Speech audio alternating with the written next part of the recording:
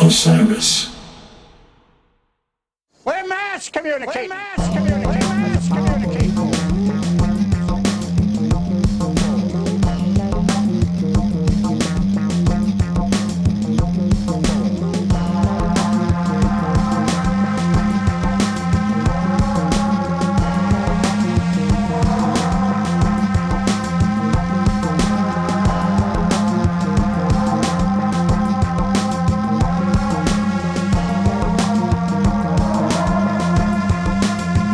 Welcome back to Touchdowns All Day. I'm your host, Max Dawson.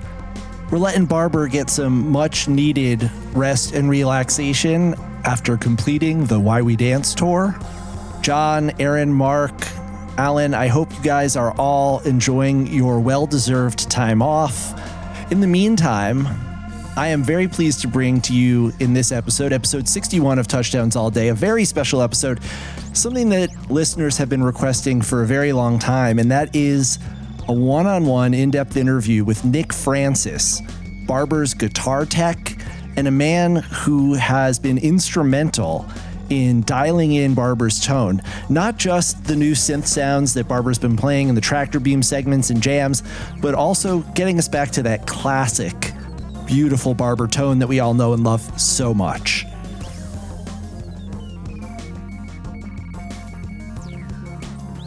Thanks for all your feedback on our recent episodes. We've been loving hearing from you on X, on Instagram, and on the Touchdowns All Day hotline, 424-666-SIYD. Got a request for a future episode? Hit us up. Let us know. And who knows? Maybe your idea will become the topic for an upcoming Touchdowns All Day.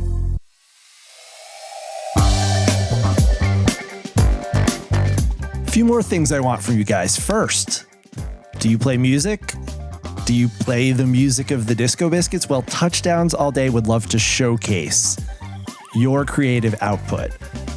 This episode, after the interview with Nick, stay tuned for the first and what I hope will become a series of us showcasing some of the musical stylings of the Biscuits community. Today, to kick things off, I am very excited to share with you guys a cover of one of my favorite of the new songs, Fire Will Exchange, by the one and only Lily Enshin. Want to hear yourself on a future episode of Touchdowns All Day? Record yourself covering one of the Disco Biscuits songs. Send it to me on X or Instagram at FYMaxwell. And who knows? Maybe we'll put it on the show. Have you left an iTunes review yet? Have you shared an episode with a friend? What are you waiting for? Everybody plays a role. That's the theme of this episode. It's more than just a song lyric. It's a reminder that we all have a part to play in spreading the gospel of the Disco Biscuits. It's long been my intention to highlight the contributions of the men and women who work behind the scenes to produce the Disco Biscuits music, their visuals, the entire live experience. And there's no one more deserving of this sort of recognition than my guest today, Nick Francis. If you've been to a Biscuit show since 2022, you probably recognize Nick as the guy with the mustache who's always hovering a few feet away from Barber, ready to spring into action at a moment's notice to fix a broken string, retune a guitar, swap out a faulty cable, do whatever it takes to make sure the music keeps flowing. Nick's tenure with the Biscuits coincides with the creative renaissance that the band has been enjoying over the last few years, and in particular, a period during which there has been an outpouring of praise for Barber's guitar tone. By early 2023, people were taking notice, something was going on, and a big part of that was Nick. Nick, welcome to Touchdowns All Day. Thanks, Max. Thanks for having me. Nick, I'd like to start out by learning a little bit about your background and the trajectory that brought you into the Disco Biscuits scene. So let's start at the beginning. Where did you grow up? I grew up in north central Iowa, in a town called Mason City. It's a town of about 25,000 people. Yeah, not a lot going on there. Certainly not a ton of live music like the Disco Biscuits. Well, that was my next question. At what age did music become a part of your life? I think I very early realized I liked music. I remember being like in early elementary school and just being in love with the song In the Hall of the Mountain King.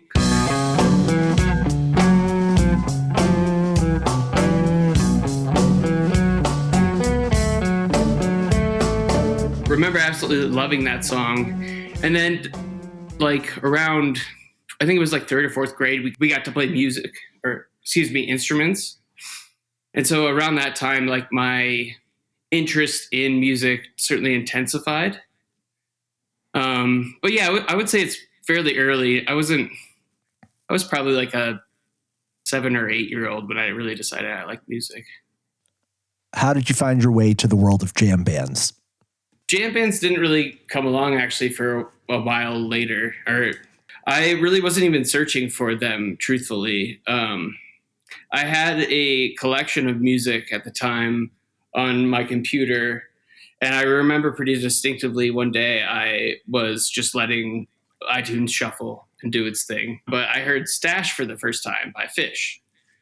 And I was extremely captivated with the way that sounded and really wanted to also understand how that was being played. At the time, I guess I didn't even have eyes on the Disco Biscuits. I was just learning who Fish was in like 2008. And then I had a good friend of mine who also lived in Mason City who decided to leave for Colorado. And he had seen, after he was out there for a bit, the Disco Biscuits. And he just could not wait to take me to a show. I finally moved to Colorado in 2013. And I got to see the Biscuits in January, finally, of 2014. It was a First Bank Ogden run. I instantly decided it was for me. I don't know, there were instant gaps that I also saw within what I liked about Fish that the Biscuits were filling. About how many shows would you say you ended up seeing before you joined the crew? It was about 70. In fact, I think it was 69 specifically. Do you have any favorite memories of shows or tours or jam songs from 2014 until 2022 when you joined the crew? I suppose I do have a few. I really remember some pieces of the Fillmore run in Denver from 2017. There's a really neat AC to B. And I thoroughly enjoyed the Magellan. I also think it was the first time that I had seen, maybe not heard, but because they put it out on the track list, the Bionic Helix segment.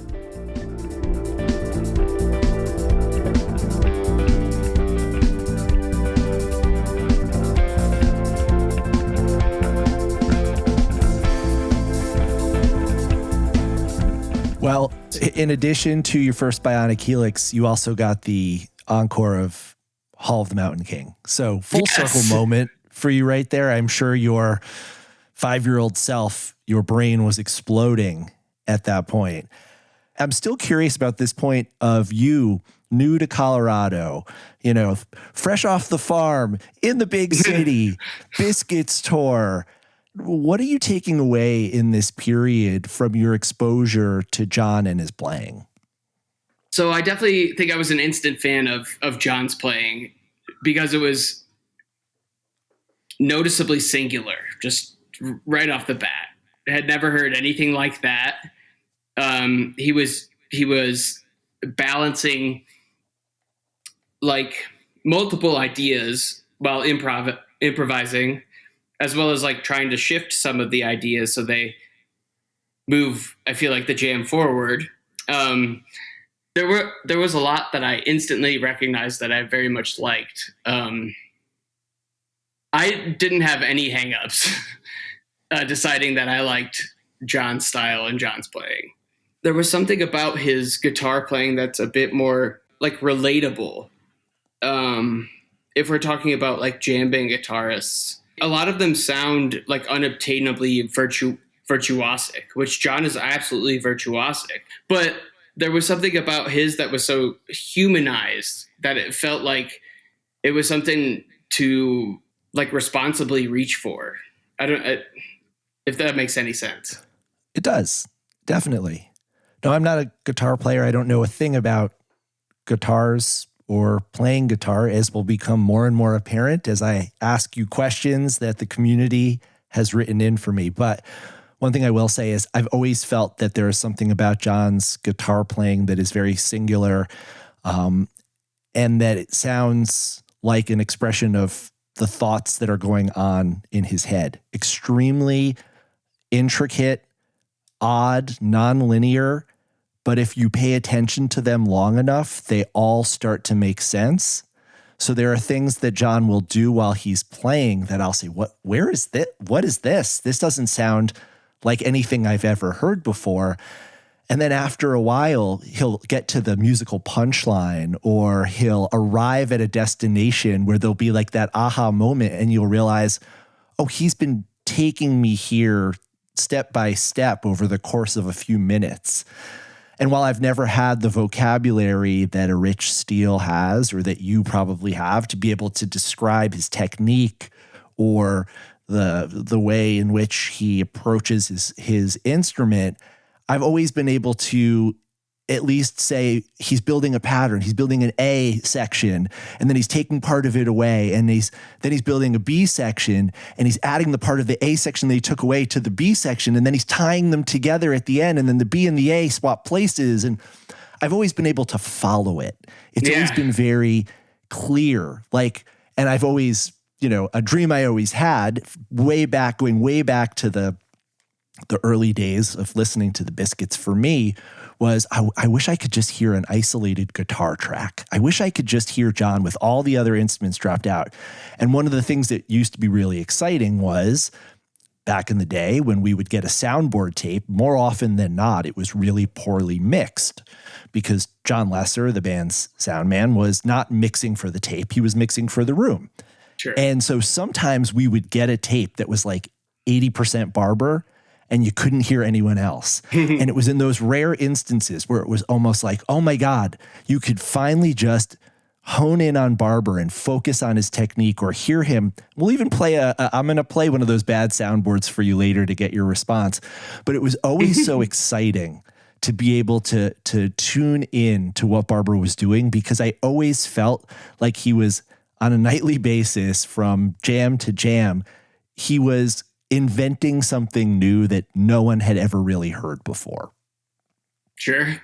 Yeah. That's the balancing that I was sort of talking about. Like he could just balance ideas, but ultimately, like what you're talking about, he was getting to a punchline. Yeah. I always thought John is a guy who played with ideas as opposed to just shredding or, like you were saying, that kind of overt display of technical virtuosity, which he can do. And we'll listen to some examples of that. But more often, I felt like John was having a conversation or trying to express some really complicated set of ideas that he had in his head. Yeah. All right. So during this period, as you're seeing the band more and more, how is your own approach to guitar playing changing? You're in Colorado. Are you starting to play in bands? Are you starting to take some of the things you're hearing at Biscuit shows and emulate them or incorporate them into the music you're making on your own? Yeah, certainly. So not right away when I moved to Colorado, but eventually I started to play music again after leaving Iowa. And I ended up in a band called Collide. And yeah, I was instantly trying to incorporate what I thought fit. And also for the band, of course, but like incorporate as much as I could into learning John style or pieces of John style that I really liked. So I played in some other original bands and have in the Denver area, one of which definitely very much welcomes, I would say pieces of John style, which is Scheme of Things. I definitely tried to envelop as much as I could, or bring as much to the table in terms of what worked for a dancey type of rock band there. And John was like, he's certainly like the best example of what I was trying to get. Did your playing in Scheme of Things or in some of these other bands where you were emulating or experimenting with some of the sounds you were hearing Barber play in any way prepare you for what would ultimately become your job, which is being John's guitar tech? Yeah, I would say, interestingly enough, it very much did. Especially in like the last few years of also playing in bands. I picked up like a Helix, like we use for John, which is a Line 6 product. It's a guitar amp modeler as well as effect processor. It's like an all-in-one sound system for guitarists. But a few years before I took or had this job, I had been messing with that piece of gear. So certainly that was a huge piece of it. And like why I bring this up is because that piece of gear had a lot of sounds that I was trying to make myself sound less of like a guitarist using. So that's when I first really delved into developing some synth type sounds, and that instantly became my knowledge with those types of sounds and how to get them to sound good instantly became fruitful for John once I joined the crew, because I was able to show him some things that I liked, and then we were able to tweak them in ways that he wanted them to sound. And there's a lot of ways to manipulate those types of sounds. So, I mean, that's certainly one of the biggest things. Less like learning technique and that sort of stuff, but certainly the things that almost prepared me the most were like the gear that I decided to have over the years. So I also like, I forget when I picked up my first, but I've had a couple Parkers. So I knew when I knew when I was joining the crew that, he had a desire to play that type of guitar, and I had some good experience with it.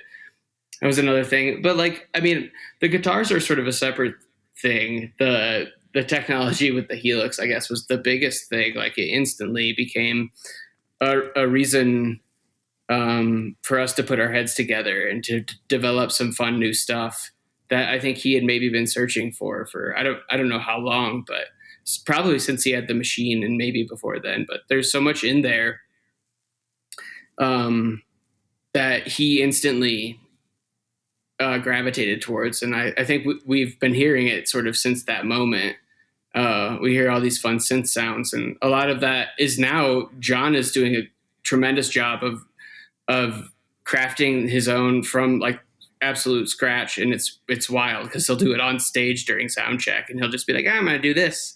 It's awesome. It's incredible. He'll sit down cross-legged, start twisting some dials. And so, but I think it started with that inspiration, and that's certainly like a big thing that I was instantly prepared for because of my musical choices and even like my gear choices. Well, the Helix is a topic we are going to talk a lot about later in the interview, because when I put out the word to the Biscuits fan community to solicit their questions for you, about 2/3 of them were about the Helix. So I've been doing a crash course in it. You're going to help me get much more informed on this topic later. But I'll ask you if any of your use of the Helix prior to joining the crew was geared toward trying to recreate Barber's signature sounds. Oh, I see. I'm sorry. One thing that I've seen in doing some of my research on the Helix and in talking to other fans is that, for example, one person told me they can dial in Trey 2021, or they can dial in Trey 1995, that you can use this device, which we'll talk about more later, but you can use it to emulate the signature sound down to a particular time frame of an iconic guitar player. Were you in any way using the Helix prior to joining the band in order to simulate some of the effects that John was probably still at this point using through a traditional pedal board? Yeah, I definitely had tried to get close. Sort of all the people that I think I looked up to, they got a run through the Helix. So I have a preset that I've tried to make for almost all of them, whether it's David Gilmour, Steve Ray Vaughan, like Eric Johnson, John, of course. Trey would be in the mix, even Chuck Fremeau. But yeah, like I definitely have tried, and I like pinpointing. I mean, I've only really tried one era. I really like the way his guitar sounded during like the summer or spring of 2008. So that's sort of what I would go for. And I'm not even sure what kind of gear he was using then.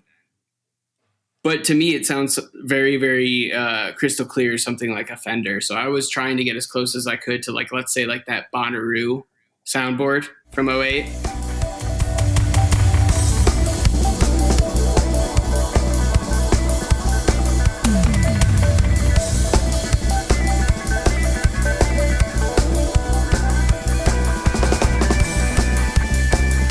It's a really nice sounding soundboard in general from that era. I think it sort of sticks out probably because the gear they were using there at the festival, or I'm not really sure, but it even stands out to me like with amongst the shows that come right before it and the shows that come right after it.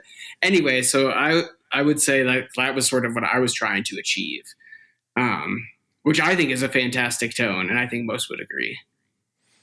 Well, one thing that people wanted to know, what were some of your favorite Barber tones over the years? So we will definitely mark down spring 2008. And you say spring 2008, and I think immediately of the Vasilio Spaga, the basis for To Be Continued, and that style of playing. I'm going to take us now to, I guess, 2022, which, if I understand correctly, is when you officially came on board as a member of the Disco Biscuits road crew. Yep. How did you land the gig? So I was good friends with a member of the crew at the time. And so I was directed to provide my resume and list my experience, all of that sort of stuff. And that email went to, of course, management at the time. And then Johnny was involved, of course, in bringing me on board. Johnny Argood, the band's lighting director and production manager for a very long time. Yes, sorry. Yes, perfect context. So I really wanted to encourage him, and I did that. Like, I knew a lot about John's gear. I was a person who was invested in the way the Disco Biscuits sound and their ultimate product. Like, I definitely wanted to be there to do anything I could to make them comfortable, as well as make anything I could change if they wanted it to. Stepping into this job, going from being a guitar player yourself to now being responsible for all of the gear and the sound of one of your major influences and a major touring act. Yes. What was that transition like? Was there anything from your past that had prepared you for that moment, or was it simply just, I imagine Johnny maybe throwing you into the pool and saying, "Hey, new kid, let's see if you can swim"?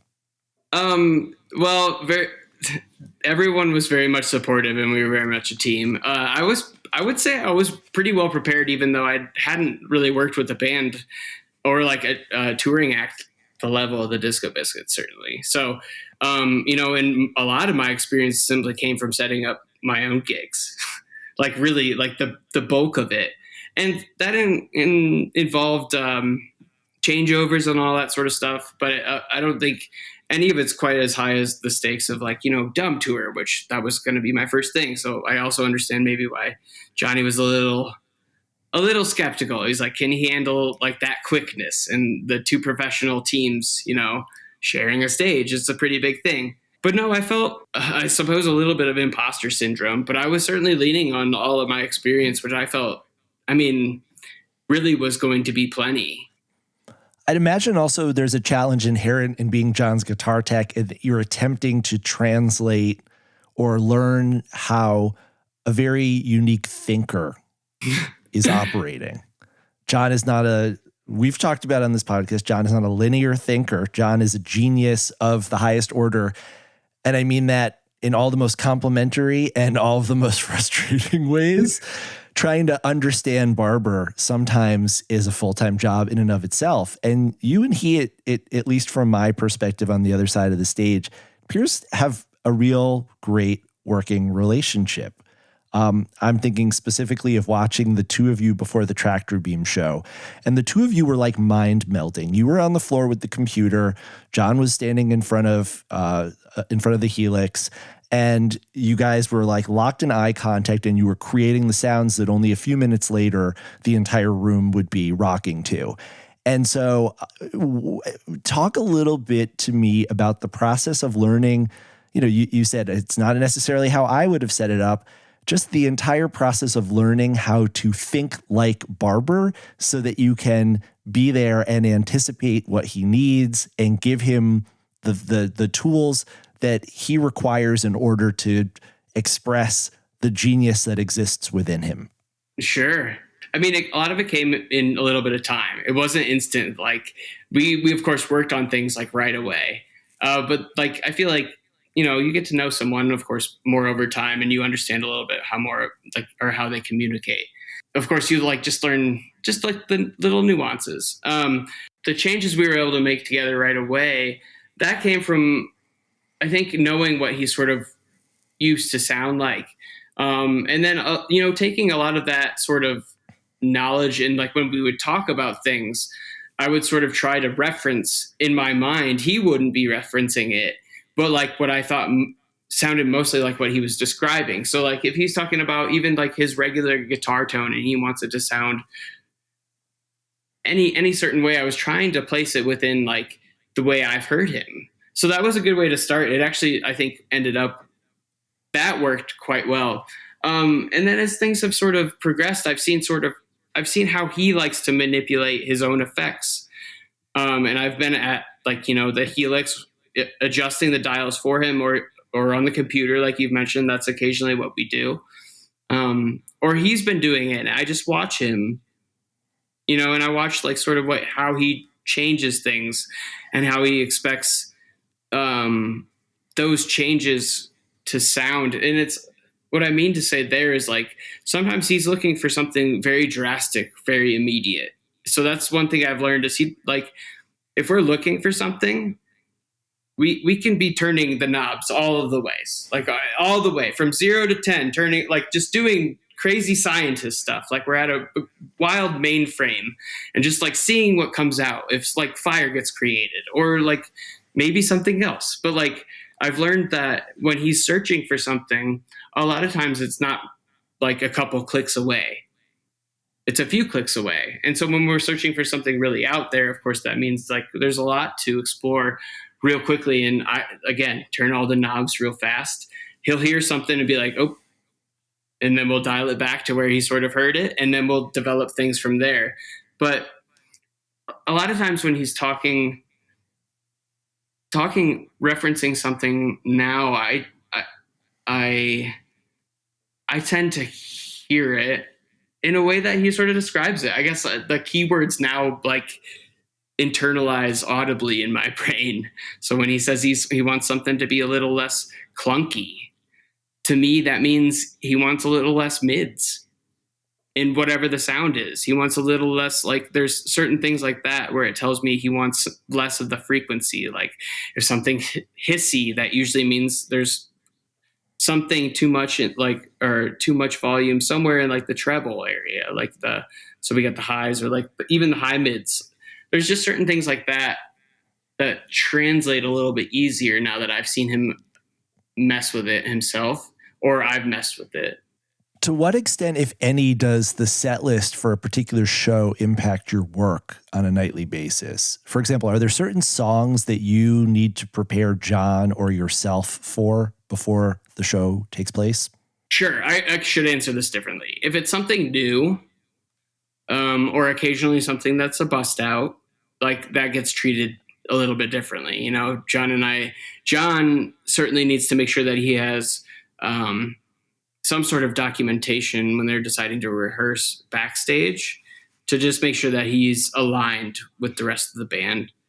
It's usually some sort of chart. So I'll alert him if I can't quite find a chart for a song that's on the set list. Usually he also knows, like he'll do this as well without my, me telling him. But occasionally I'll let him know that he needs something for rehearsal because I don't have it or I can't find it, type of thing. Or, like a new cover, of course, that gets some additional attention. Sometimes when that's the case, we'll try to maybe get a certain guitar sound. It doesn't happen often, but he's been occasionally using a Run Like Hell sound for Run Like Hell. That's a little bit closer to like a David Gilmour ping pong delay effect.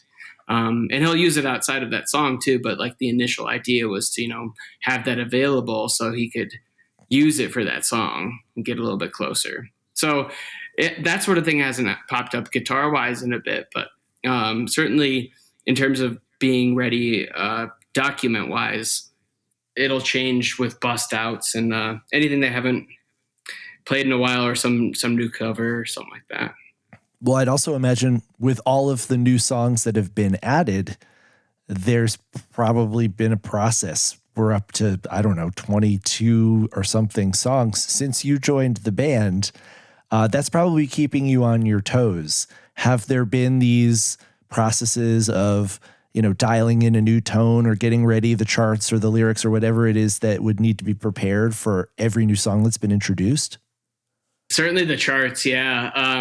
The tones are sort of a little bit more, I think, interchangeable in John's mind. So we'll develop something, or we have developed something, I feel like, for like a particular debut that, of course, has long since been debuted. But like, something from the new opera that happened maybe in 2022, he wanted to have a sound for it then. I can't quite pinpoint it. But like since then, he started using probably the sounds.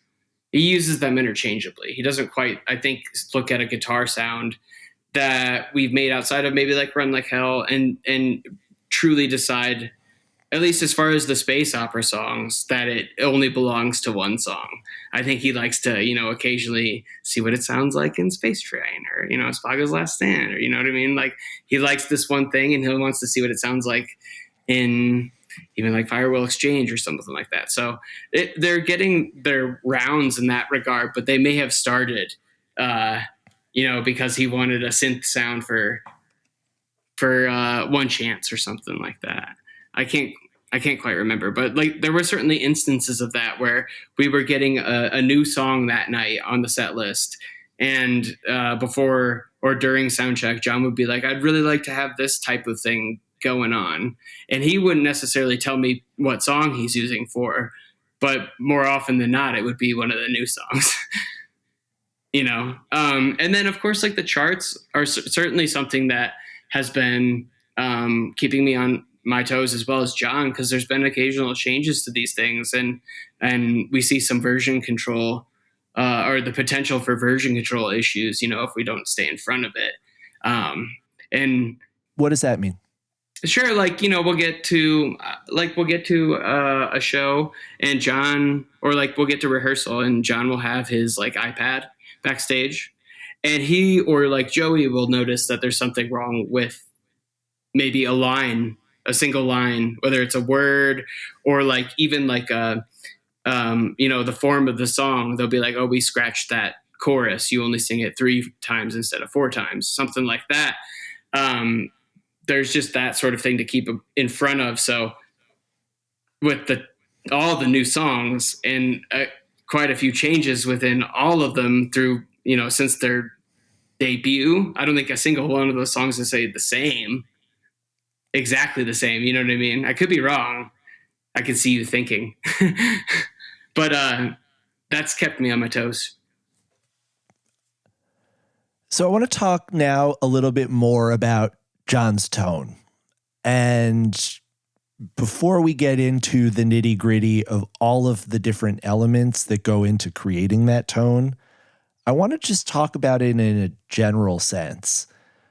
Because I mentioned earlier, I don't necessarily have the vocabulary to describe what John does. I think you probably do. So I'd love to hear you describe the consummate signature barber sound. Well, there's multiple different types of barber. How about that? Like there's like lead solo-y barber, which is certainly different than jammy barber, right? And that's also a little bit different than like rhythmic-y barber. But a lot of the instant thing that I thought and saw were like unique when I saw the Biscuits, or first started listening to them, seeing them, was the way he would use short notes, often like eighth notes, occasional I don't think 16th notes quite, but like he'd use eighth notes to sound like a sequencer during a jam, and just like a beep boop type of thing, like that sort of thing, and then give it some space, go back to it. So definitely like a staggered as well as like accented eighth note thing he would do. And then when it comes to like rhythmic-y barber, he likes to do a lot of like the funk stuff, which is like the best rhythm on the planet. Like if you're going to take like rhythm guitar from something, you might as well take it from like the funk and disco guys. Like they've got like the octave sound down, like sort of like a Nile Rodgers. He'll often use like a full octave with like a fifth to create like a chord. And then of course there's more than that. They'll have really fun chords, funky chords in there. But when it comes to like his lead tones and like the way he decides to play lead, there's something about it that's very Gilmore-y. Like it's very the notes he picks are like just perfect. Like when he nails one, it's just send shivers, which is something that I think Gilmore is perfect with. It's like he could play the least amount of notes possible and just nail it. And Barber nails it in the moments where like that shit matters. On that subject, let me play you a little excerpt of something that has always evoked Gilmore and Pink Floyd. And this is an old one, just celebrated its 25th anniversary. Hit me.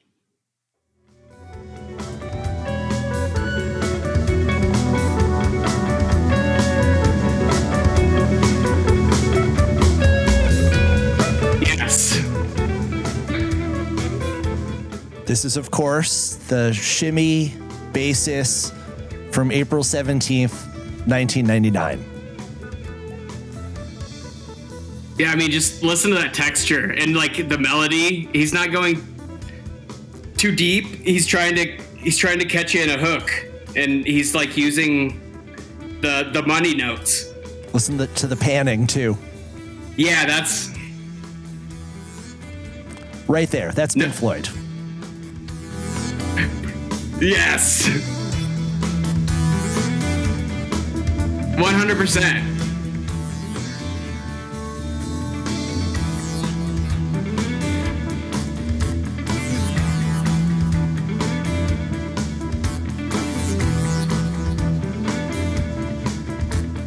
Yeah, no question. Ooh, yes.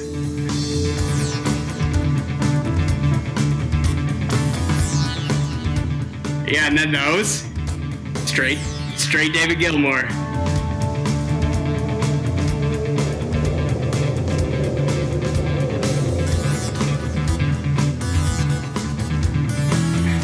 Magner's having fun with it too. Yep. And this is what I was referring to earlier about those strangely mixed soundboards from the late 90s. I don't know if this band has a drummer or a bass player, but I definitely know they have a keyboard player and a guitarist. Yes. It's good. It's a fun soundscape they're achieving, and I it's not displeasing.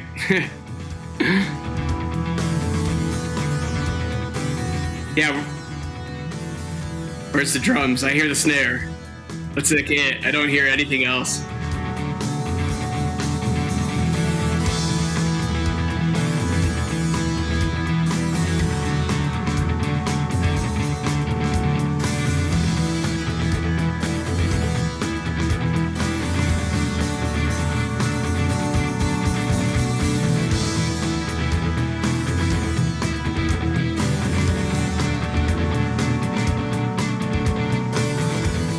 He's still very much, he plays this rhythm a lot. Dun, dun, dun, dun, dun, dun, dun, dun. And it's great. That's awesome.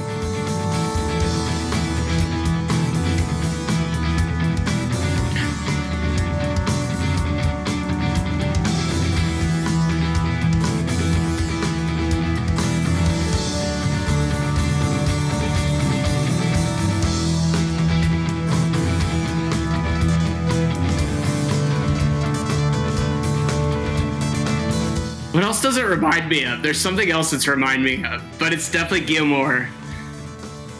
I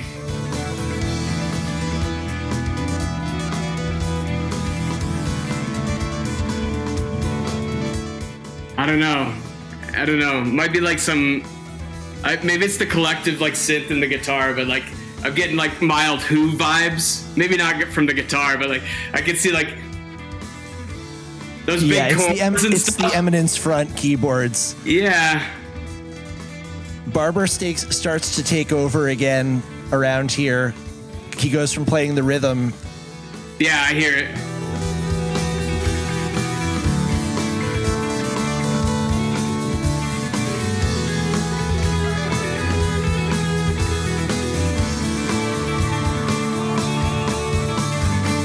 Yeah, see, like, this is a little harder to put a finger on, like, almost instantly. I don't, like, it's it may be a little Jeff Becky, maybe. And there's, like, elements of, I mean, he just passed, but, like, maybe a touch of Dickie Betts with a little bit more grime, but, like, he's got the melody still there. And, like, the playfulness with the notes. But, like, almost like that style almost instantly is a little bit harder to put a finger on. It's singular, like we said already earlier. It's just like he was developing something that was new, but nice slow notes here.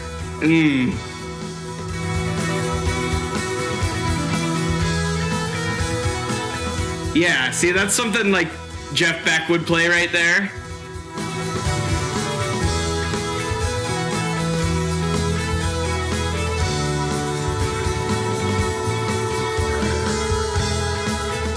And he's just setting up like an ultimate peak. The patience.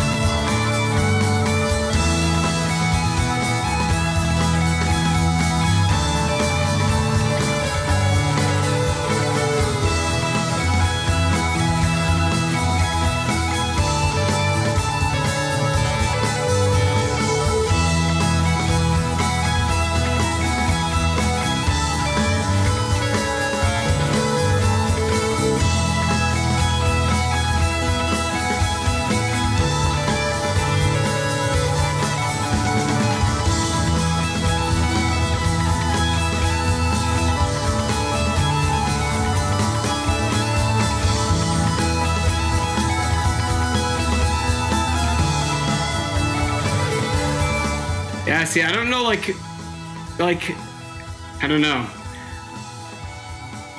I don't know how else you'd liken that to. Maybe Boston?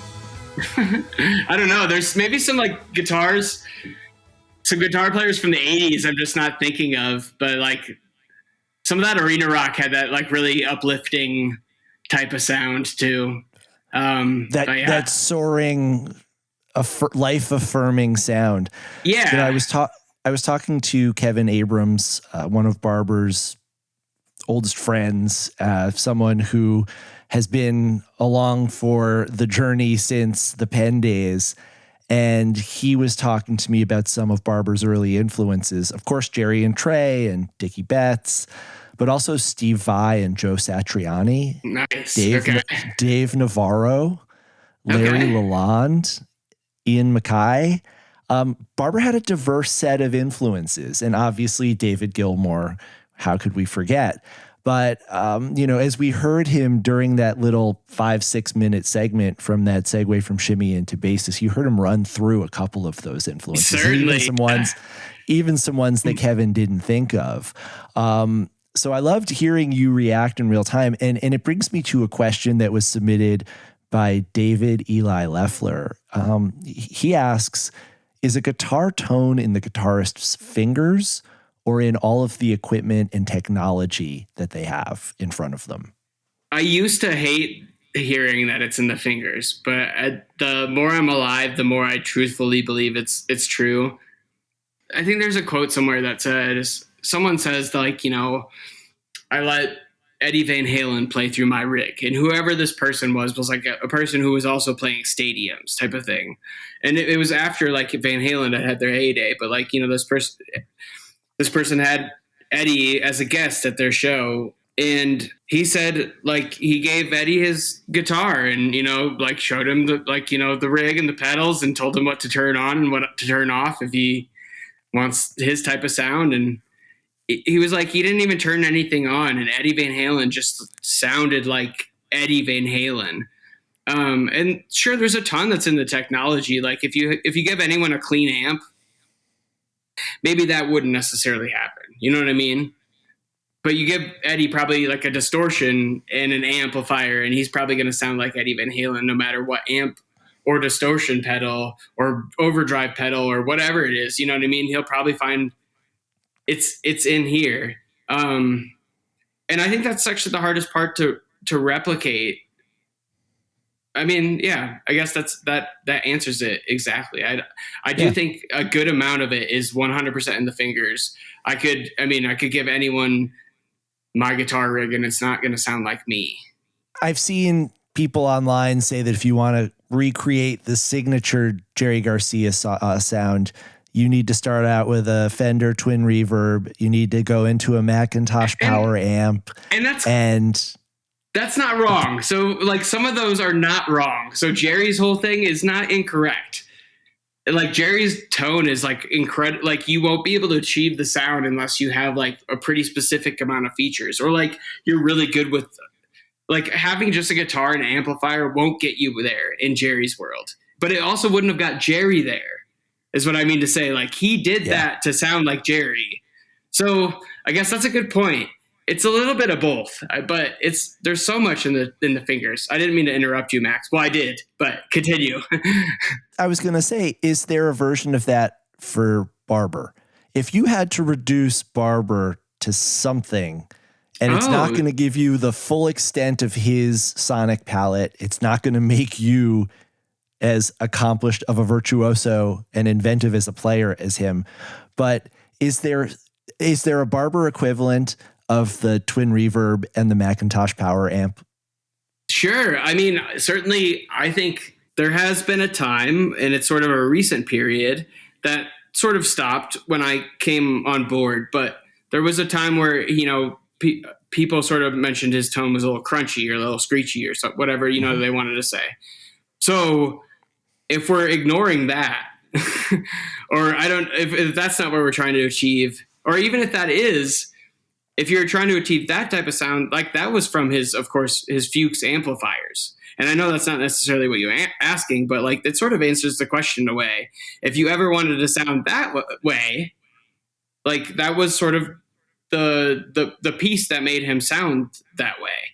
And he couldn't have done it without the gain channels in the Fuchs amplifier, which we're no longer using. But if I were to say, like, if you were to try to, from the beginning, or like sculpt a sound that, of course, sounded like Barber for most of his years, certainly the early stuff, and like the coveted years, or the things that I understand are like coveted tone years, you probably want some sort of Fender amp, or at least like I would jump to probably getting some sort of Mesa Mark combo. Currently they're on the 5, but like if you watch, like the video from 2001 Gathering of the Vibes, John is playing a Mark III or maybe a Mark IV combo. It's like high and elevated, like by Sammy, but you can see it behind John.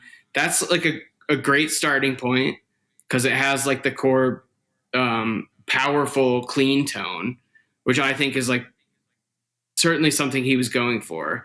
And then a lot of the other pieces are sort of like a smoother distortion that isn't quite like a tube screamer like Trey.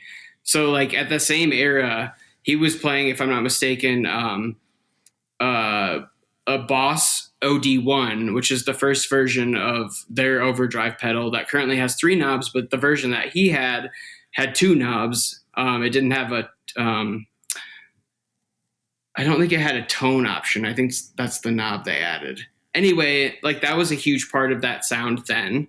It's my understanding that he also wasn't using the amp distortion, so he was just using that amp as a pedal platform. And then something else to boost that sound. He didn't quite use, I think, 2 of the same pedal. Occasionally you would see like a rat on his board, so a rat distortion pedal, which I don't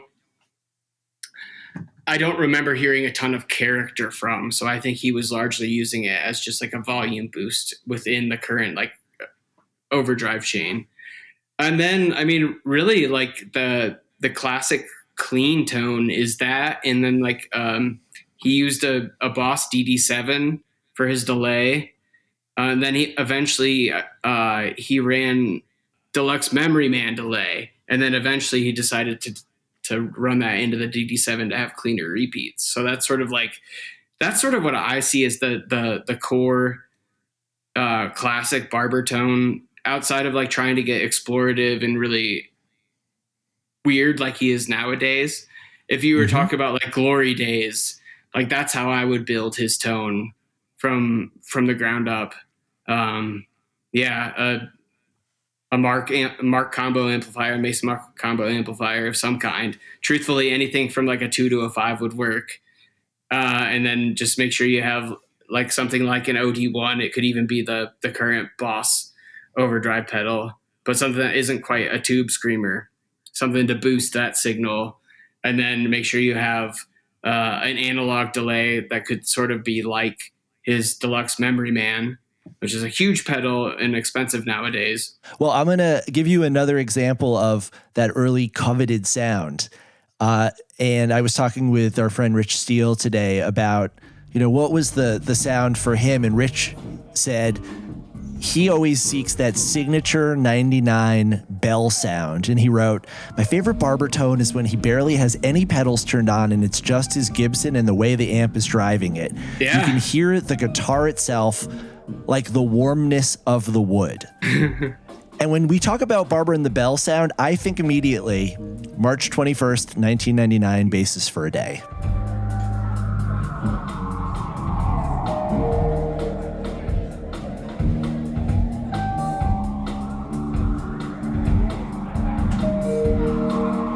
Sounds like is he hitting harmonics? I can't quite tell.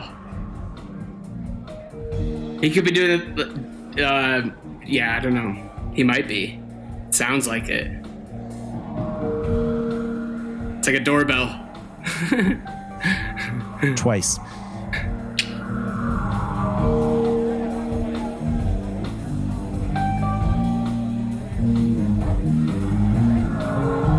This is fun. Is this confirmed the Gibson? Was he playing the Gibson this night?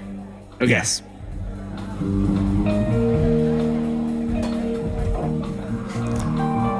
Yeah, that thing just, it responds to a room just totally different than any other guitar. But I mean, it's designed it's a big box of air.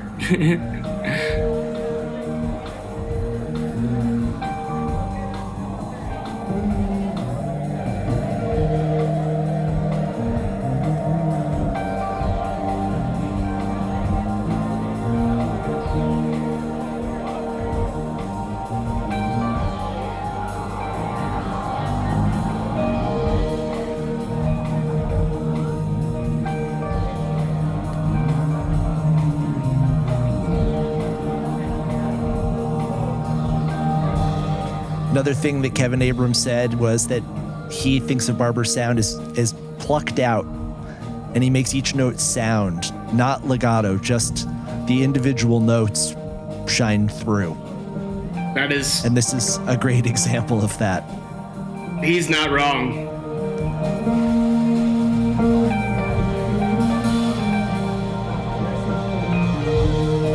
Yeah.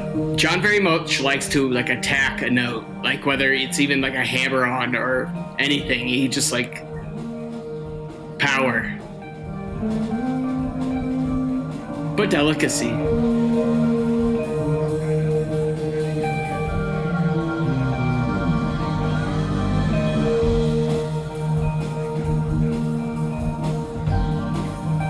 It's very belly.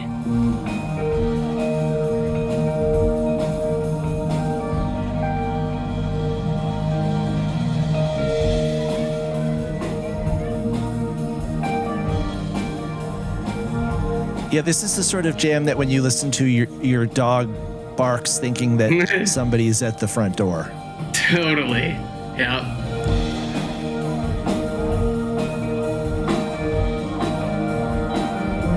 It's picking up.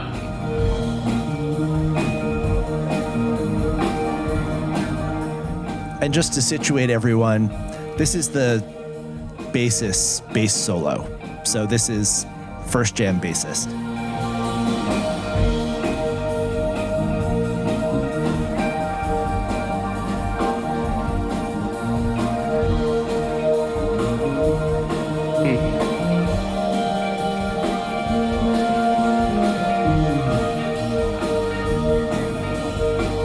Even more patient than the last one.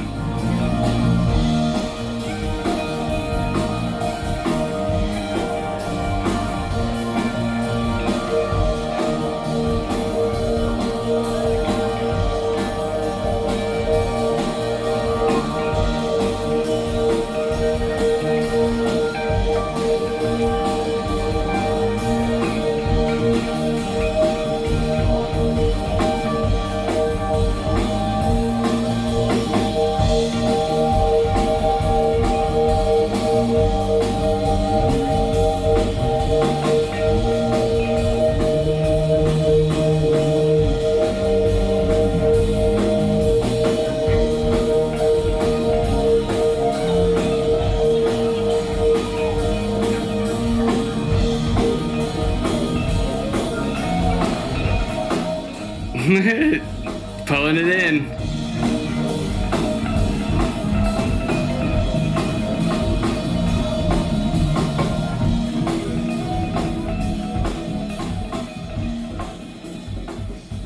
That's cool. So Rusty Needles on Fantasy Tour wrote in with this idea of playing you different sounds in different eras. And one of the eras he wanted me to highlight for you in a specific jam was 2009, 2010. And I don't know if this extends to that 2008 sound you were talking about earlier, but he said in 2009, 2010, there were a lot more wah/filter sweeps that were dope. And he specifically asked me to play you a sample of the Acetabe from 12/29/2010. He said, not only phenomenal playing and phrasing, but masterful control. Excuse me, let me try that again. But masterful control of tonal changes and textures throughout a multi-themed jam. This is a show with Sammy sitting in. Okay.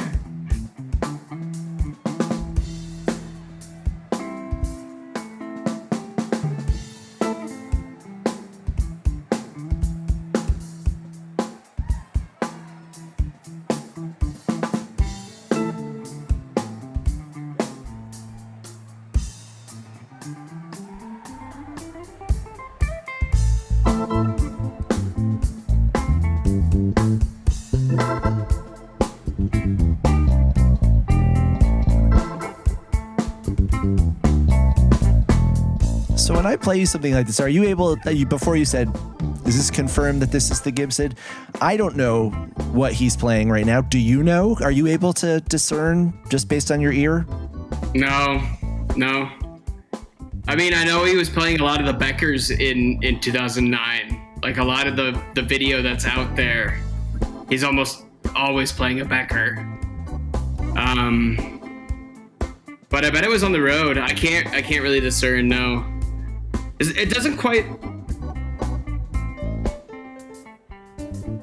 I wouldn't say this one is the Gibson, but I could be totally wrong. Usually it just has that, like, it has like a little less what I would call articulation of the note. Like you can't quite hear like twang, or you can't quite hear some of like that stuff that comes through in a lot of other guitars. It just has a real nice, warm, like woody, like round sound. And I wouldn't say this sounds that way, but I still could be really wrong, truthfully. It could be.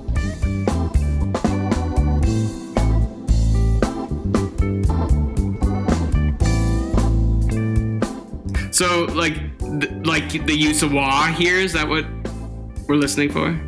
I mean, I only selected this segment because it was such a clean representation of Barber's tone, with the rest of the band hanging back. It is very... It's close to 2008. There is something still different about 2008, and it just might actually be the gear that they were using, or whoever was mixing and mastering the soundboards too. You know what I mean? It could be as simple as that. It might be the same gear they were using. It's just like the inner pieces that recorded it changed, you know? Yeah. And you point there to also the influence of whoever's the front of house guy. Yeah. I don't know if that changed in that era or how many times or whatever, you know, might have been the same person. They might have also got a new desk. Like it could be something like that, you know, where they have a new piece of gear and it sounds a little different. To that end, talk about your collaboration with Rich. You know, you and Rich work closely, but to what extent is there a handoff between everything that you set up on stage and then what Rich is doing when he's mixing for the room? Yeah. Well, the handoff, you know, of course, like the sound that, of course, I experience in my mix is different than, like, you know, the sound that John experiences in his mix, and everyone else, of course, on stage, the band included. And then Rich, of course, gets to pick what he wants, you know, out of what we feed him for signal. And that changes too. But like, I very much am trying to work as much as I can with Rich to make sure that he has what he wants from a front of house perspective. I think he's been doing a fantastic job. So I'll take his lead on whatever he'd like from guitar, no question. So usually anytime like I'm making a change, I'll, even if it's like a drastic one, I'll certainly talk to Rich and be like, hey, do you like this idea? Will it mess with whatever you're doing, type of thing? And I mean, occasionally we progress with whatever my idea is and we come to an agreement, or like he lets me try it, you know, beforehand and ends up being fruitful or not. But Rich and I try to keep an open conversation with Rich, and include him in whatever type of changes are happening, on like a bigger scale, not necessarily everything in the helix, you know what I mean? But like, you know, anything that was going to affect his signal and how he gets it to sound the way he wants it to sound, I want him to be ahead of, and I would like to have a discussion with him before like he actually hears it. Rich really loves having the helix as a digital out. Currently we're running it at a sample rate of 96K, which is incredible. It's like, it's as pristine as you can make it sound. Rich's desk can receive it and process it, and he's using it to its fullest extent, which is awesome, because like it's like the best output the helix could provide for a concert. It's just the best it could sound. Anyway, and then additionally, Rich really likes still having like the speakers for the amplifier microphone and stuff. So we're just trying to make sure we retain all of those elements. And even though I would like to sort of change some of them, we're in agreement that, like, you know, we would like to upgrade the ISO cab, which is like it's where we microphone the speakers and pull like the sound from the amp for, but it's an isolated speaker cabinet that means it's like enclosed, is what I mean to say. It doesn't produce any sound on stage, or very little sound on stage, with the hopes of minimizing any sort of mic bleed. Fast forwarding to 2013-ish, Rusty Needles said there's a lot of phaser and overdrive being used that we don't really hear anymore. And because I didn't really know what that means, I went to what very often is held up as a signal moment from 2013. Yes, we're talking about the Barber Freakout. Oh, nice. The Magellan. Yeah.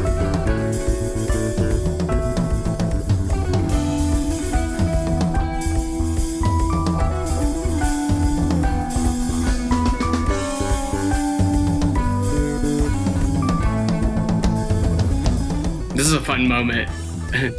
Good video. If you haven't seen the video for this yet, folks, what are you doing? Pause the podcast, go to YouTube. For real. Search for Barber Freakout. And we mean freakout in the best possible way. Yeah, it's a good moment. It's a real good moment. We love to see it.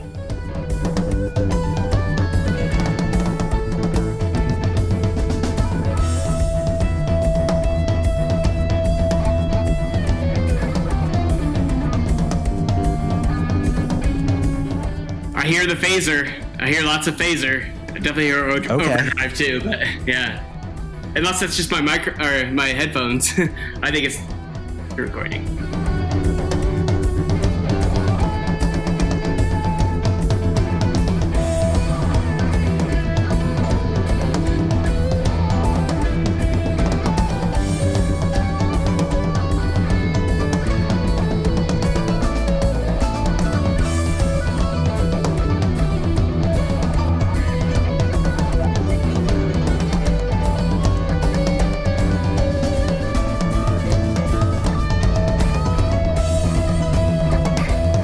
The things he's melting together are just wild. It just sounded like classical music just a few seconds ago, and now it's just like face melting solo.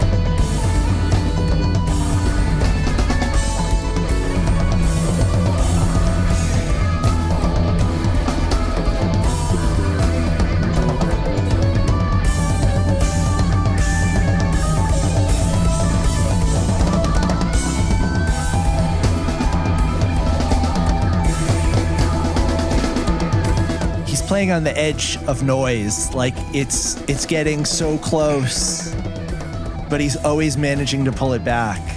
I don't know how he does that. It's like I mean, it's a lot of bends, but he's like always just like sort of stretching, like, you know what I mean, and coming back somehow.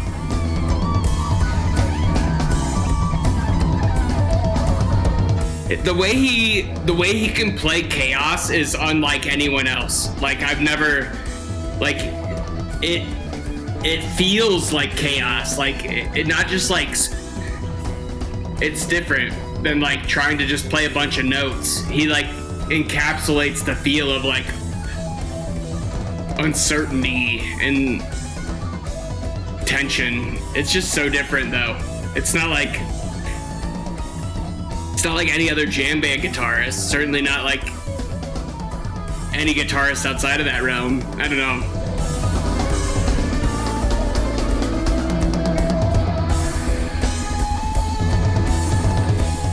Like, you feel like you're in a storm.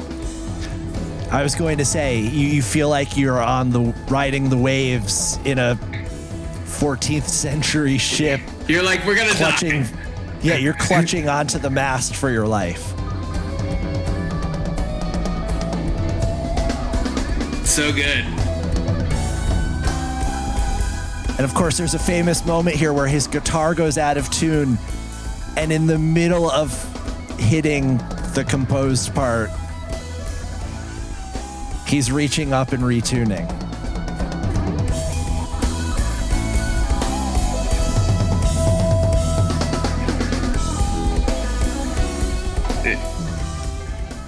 Yeah, that's where you hear it. And now he's probably reaching for it.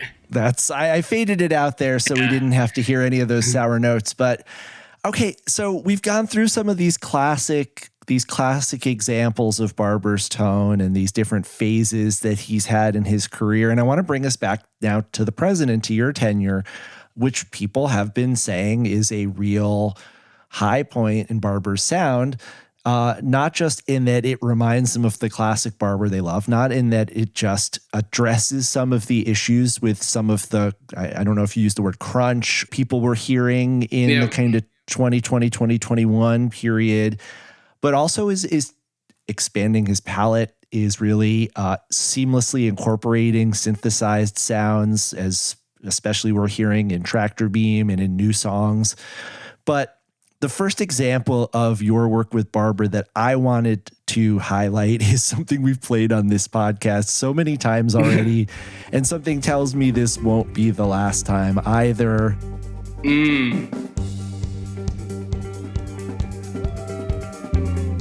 Of course, at the time when this happened, nobody knew what this would become, but everybody knew that this was important.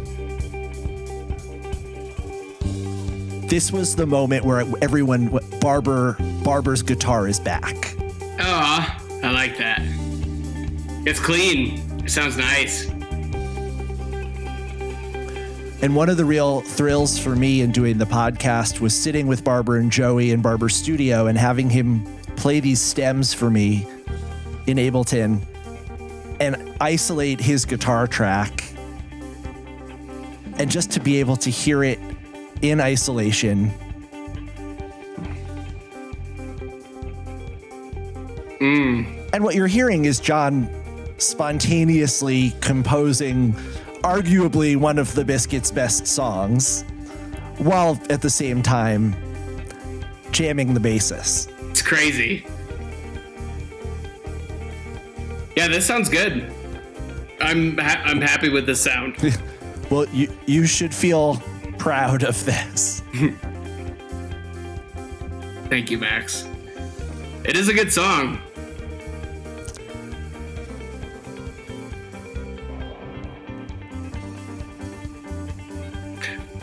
When's this one from? This is 8/13/2023 at Dewey Beach. Okay. This is as we're headed into Times Square from the basis that was the show opener.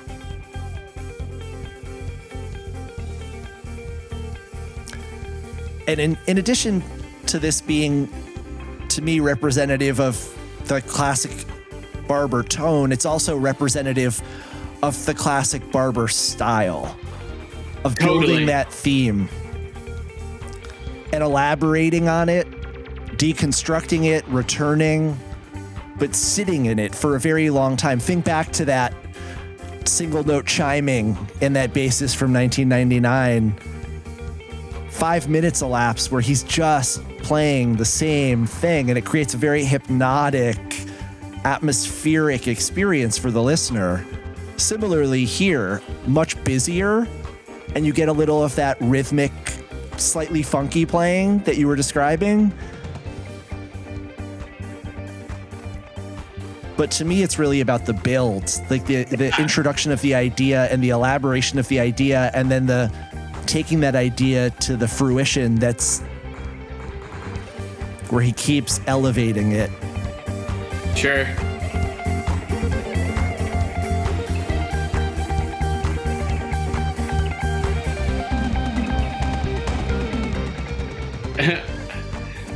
He's made me want to hear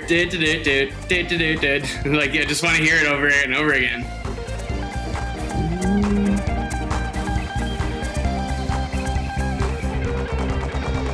It takes you right back down, and let's bring you back up again. It's good.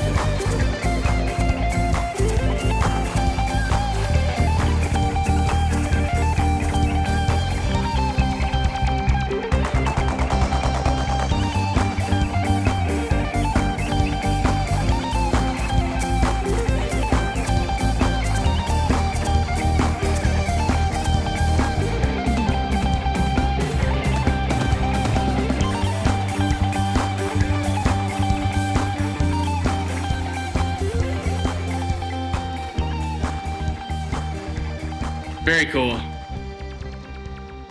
Let's get to some more listener questions about the gear. As I mentioned, the gearheads came out in droves when I announced that I was going to have the Nick Francis on Touchdowns All Day. And they armed me with more questions than I've ever received in all of the times I've solicited questions from the Touchdowns All Day audience, many of which I might not fully understand what I'm asking you, but I'm trusting that they will understand your answers. I hope. Give me a rundown of the guitars that are currently in John's touring arsenal. And I know that there have been a few new additions lately, so we're going to have you walk us through those. But I'm going to tag this question with a listener submitted question. And to call this person a listener would be to do a disservice to them. They are, of course, Matthew Shelby Grace. Oh. And Gotcha. Matthew Shelby Grace wants to know, what are all of the names of the guitars besides Gibby? Oh, wow. Well, they don't, I think all have names, but so Gibby, yes, of course. Let's get that one out of the way. Moneybags is on the road, which is his green Strat. I'm sometimes told it's like bluish. I think you know the one I'm talking about. I think it's green, but I was always under the impression that Moneybags green, that it was pretty obvious, but I mean, maybe under certain light and stuff like that. So that one's on the road. I'm sort of bad with color, truthfully. Are you colorblind? Yeah. Okay, because green and blue. Yeah, I don't think so. I'm gonna put it out there that I don't think that. I think it looks green. Nonetheless, he has his Becker out, or one Becker out there, which is like the reddish brown one. So then there's the PRSs. John just got a new PRS from PRS when we went to visit the company. He's an official endorsed artist by the company. So yeah, he's got a brand new Paul Reed Smith custom 24 10 top. It's like a beautiful like yellow, might have a touch of orange. I don't know. Don't quote me on that, but it's certainly on the golden side. Let's say that. The back is more reddish and orange if you flip it over, which is pretty common. The tops don't quite look like the back, but that one's with us and has been since the end of January. And then there's the blue PRS, which is also a custom 24. It is almost virtually the same, except for it's like, I'm not sure what type of top it is, but it's not quite a 10 top. John recently got a new Parker when we were in Dallas, and it's black. It's a Parker Fly. I haven't confirmed the date, but I would guess it's probably from 1995, 6 or 7. It's all black. Beautiful guitar. Happy he got it. I think that's it. Let me just double check in my mind. Oh, yeah. So there is one more guitar, and I have to thank Ashley for just shouting it out. But it's his Ibanez, which is an Axiom. I can't quite remember the model either. Super light. It has like a reversed headstock, so it's like pointed the other way that Ibanez's normally are. But that guitar is probably like 5.5 pounds. But that one's also on the road with us. And that one's been, I don't know, it's been on and off the road since I've been with the crew. Same with Gibby. When I first started, Gibby was with us. Then John wanted to take it home for a bit. And then it's come back. And they both came back about the same time. So recently we've had it's been an influx of about 4 guitars. So does Barber know that the fans give his guitars names? So this is a question submitted by Dave Cook on Fantasy Tour. He cited, for example, Moneybags and Cinnamon Roll, which I believe Cinnamon Roll is the fan name for the reddish brown Becker. But if I'm incorrect, Dave or somebody else, please write in and let me know. But do you and Barber use some of these fan-derived nicknames for the guitars, or do you have your own names for them, or just call them I would say the green or blue guitar, but that you don't apparently see colors the same way as everybody else? We do actually sort of use the nicknames. Yeah. I mean, John will either call the Gibson, or Gibby. He definitely calls Moneybags. And I guess I didn't quite answer Matt's question. He has a name for the PRS, which I think is sticking. I don't know. Last time I talked to him, he wasn't really sure if he wanted it to stick. But currently on the case, we have Baby Polly. That's the name of the blonde or the yellow PRS, which I didn't quite get a good answer for, but that's what John wanted to call it, and that's truthfully all that matters. I don't care. Yeah. I decided to call my PRS the Water Boy because the blueness. And then the Ibanez doesn't really have a name, so we just call that one Ibanez. The Ibanez, excuse me. And I'm missing one again, aren't I? The Parker. We haven't named the Parker, and we never named the blue one either. I mean, largely probably just because it's not. It was being borrowed or used. Same with. I feel like he wouldn't ever call mine the Water Boy. Plus, the name's sort of newer, but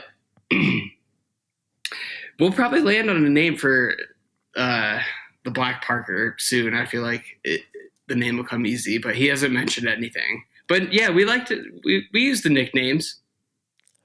Do you have a personal favorite of John's guitars? And you're allowed to say your own. You're allowed to say the Water Boy. No, I actually think that new Parker is just amazing. And then if it weren't that, I mean, the Gibson is just the classic. It's I don't know, hard to replicate. I'm sure if you got like another big guitar like that sort of was a jazz box or something like that, you'd get close. But there's something about that guitar that just it stays in tune remarkably well for the age of its instrument, which I'm not the age of the instrument, which I'm not sure when exactly it was built. But I can tell you that it's certainly been used. Like there's a lot of wear on that guitar, and the amount or the way it stays in tune is really impressive. So there's that. And yeah, just the way it sounds. I don't know. It would be those two. I mean, it'd be hard not to pick the Gibson, right? But I'm quite currently high on the way the new Parker he picked up sounds. I think it's going to be, it's going to be used all the time, guaranteed. Well, I've got questions about some of the individual guitars that have been submitted by the fans.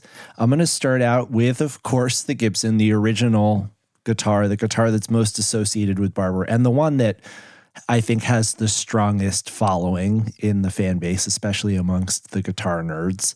First question is from Curtis Dribble Fiddler on X. And he asks, does the Gibson have the original P100s or is it modded at all? It's the original P100s. It is not modded. It is all stock. So P100s are the pickups? Yes. And are those single coil or humbucker? Look at me pretending like I know what I'm talking about. They are single coil style, but they look bigger. But they're essentially, they're effectively a single coil in like a bigger casing. Okay. So yeah, a humbucker you'd find in like a Les Paul, something that usually has something that looks like almost like two single coils directly together. Yeah, that's not what the P100s are. They're single coil style, all stock, unless there's a chance someone's replaced some of the hardware, but it's just for replacement stock hardware. So nothing's been like upgraded. The tuners are definitely original because the way they look. But I could see the bridge potentially being replaced. it looks a little newer. I don't really know. John would maybe know. I never asked him, but it's good. It's in good condition. Well, Bisco Jesus on X asked, does John use anything to deal with tailpiece chime on the Gibson? No. No. We don't really like mute or like the strings or anything. There's nothing really additional we've done. No. That's an easy one, I guess. What gauge strings does John use on the Gibson? We use 10s on everything. So standard, 10 all the way to the lower gauge, which I think is, was it 50? I can't remember, but it's just 10 standard. Yeah. Currently, we're using a mix of Ernie Ball strings and D'Addario. We're trying to find what exactly is perfect. He used to be on Ernie Ball all the time. I don't know. There's some, I know that's not a part of the question, but it's a part of the answer. But this is what the fans want to know. Rook 7279 on Fantasy Tour writes, I've read many times that Barber dislikes the weight of the Gibson, but a stock ES135 weighs less than a Strat or a PRS. And then he provided the following ES135 weight: 7 pounds, 14 ounces, average Strat weight, 8 pounds, average PRS weight, approximately 9 pounds. What gives? Is it the bulk of the 135 body or the way that it sits on his shoulder that has caused the problems in the past? So both of his, I don't know which PRSs this are being cited here, but both of his, that are both the PRSs that he's been playing, his and mine. They're both around 6.5 pounds, actually. Oh, wow. So he might be like looking at the McCartys or maybe the bodies that are a little bit thicker. And there are certainly heavier PRSs, some that resemble more of like a Les Paul weight, but the ones that he's been favoring, which is a good, like, that was a reason why I had brought my PRS, because it was a fairly lightweight guitar, and I think it had sounds that he was interested in. So that's why I had brought it on the road. But those are both actually on the lighter side, I would say, than the Gibson. And I have to say, I don't really know, because I haven't worn that guitar, like the Gibson, for a long, long time, or like, through a show like he has done over and over. But there also might be something a little bit about like where the straps are positioned and how it pulls on his shoulder, because that's what he really complains about. And one would assume that it's the weight, but it actually just might be like it might be more than just the weight. It might be the way he has to like position his hand while he's holding the guitar, because it is different. It's further out from your body. Yeah. There's like small things about it like that change, where it's not like most guitars that are like Strat or PRS size, where they're a little bit closer and you can wear them a little bit lower. You have to like wear the Gibson a little bit differently because it's such a big bodied guitar. And I think there's something about that accounts for the additional discomfort he occasionally feels when he gets home and decides that he wants to play the Gibson a little bit less. I don't know. It's something like that. In the Strat that he has, Moneybags, I will speak to that. That's the heaviest Strat I've ever held. And I could see why he would really necessarily want to be playing that often. He did play it for a set, maybe in Aspen, or was it at the Boulder Theater? Maybe it was more than that, but it was out on the stand during part of the Why We Dance tour. But this comment or question is very correct with that Strat, no question. The rest of the guitars are pretty light, and the Parker's like 4 pounds. When you're given the option to play a 4-pound guitar versus something that's even on its way, or like, a little over 7 pounds, and then, everything that's under, it's really hard. I think it's hard for him to like want to. He definitely loves the sound of it and loves that the fans love it. No question. So I don't know. It's heavy. I can understand. Now, with all that said, Christopher Kennedy at CPK206 on X wanted to know what prompted the return of the Gibson to the mix. I don't really know, but I think there was, I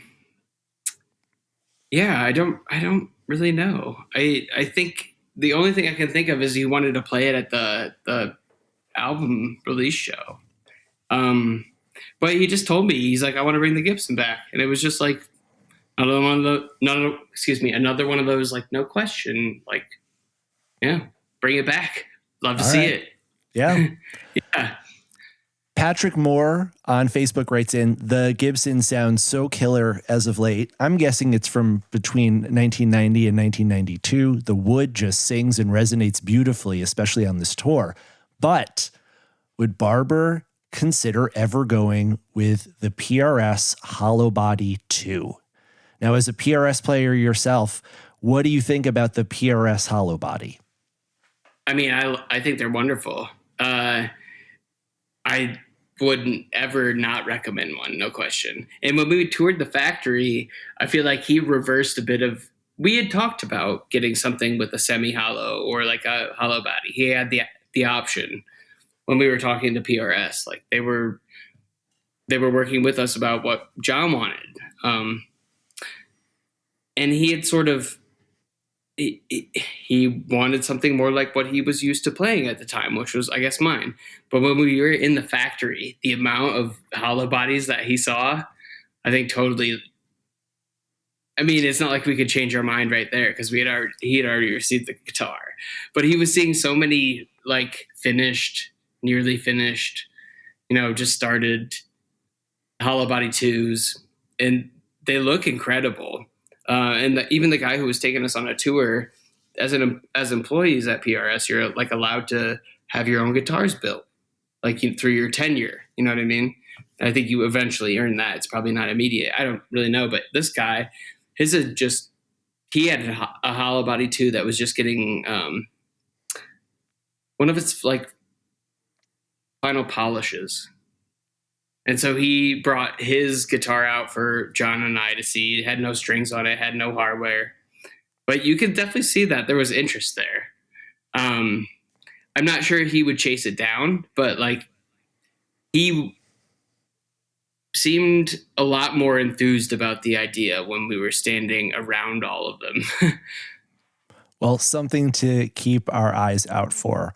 On the subject of PRSs, let's switch to the PRSs. Both yours and Little Polly. Is that what we've decided on?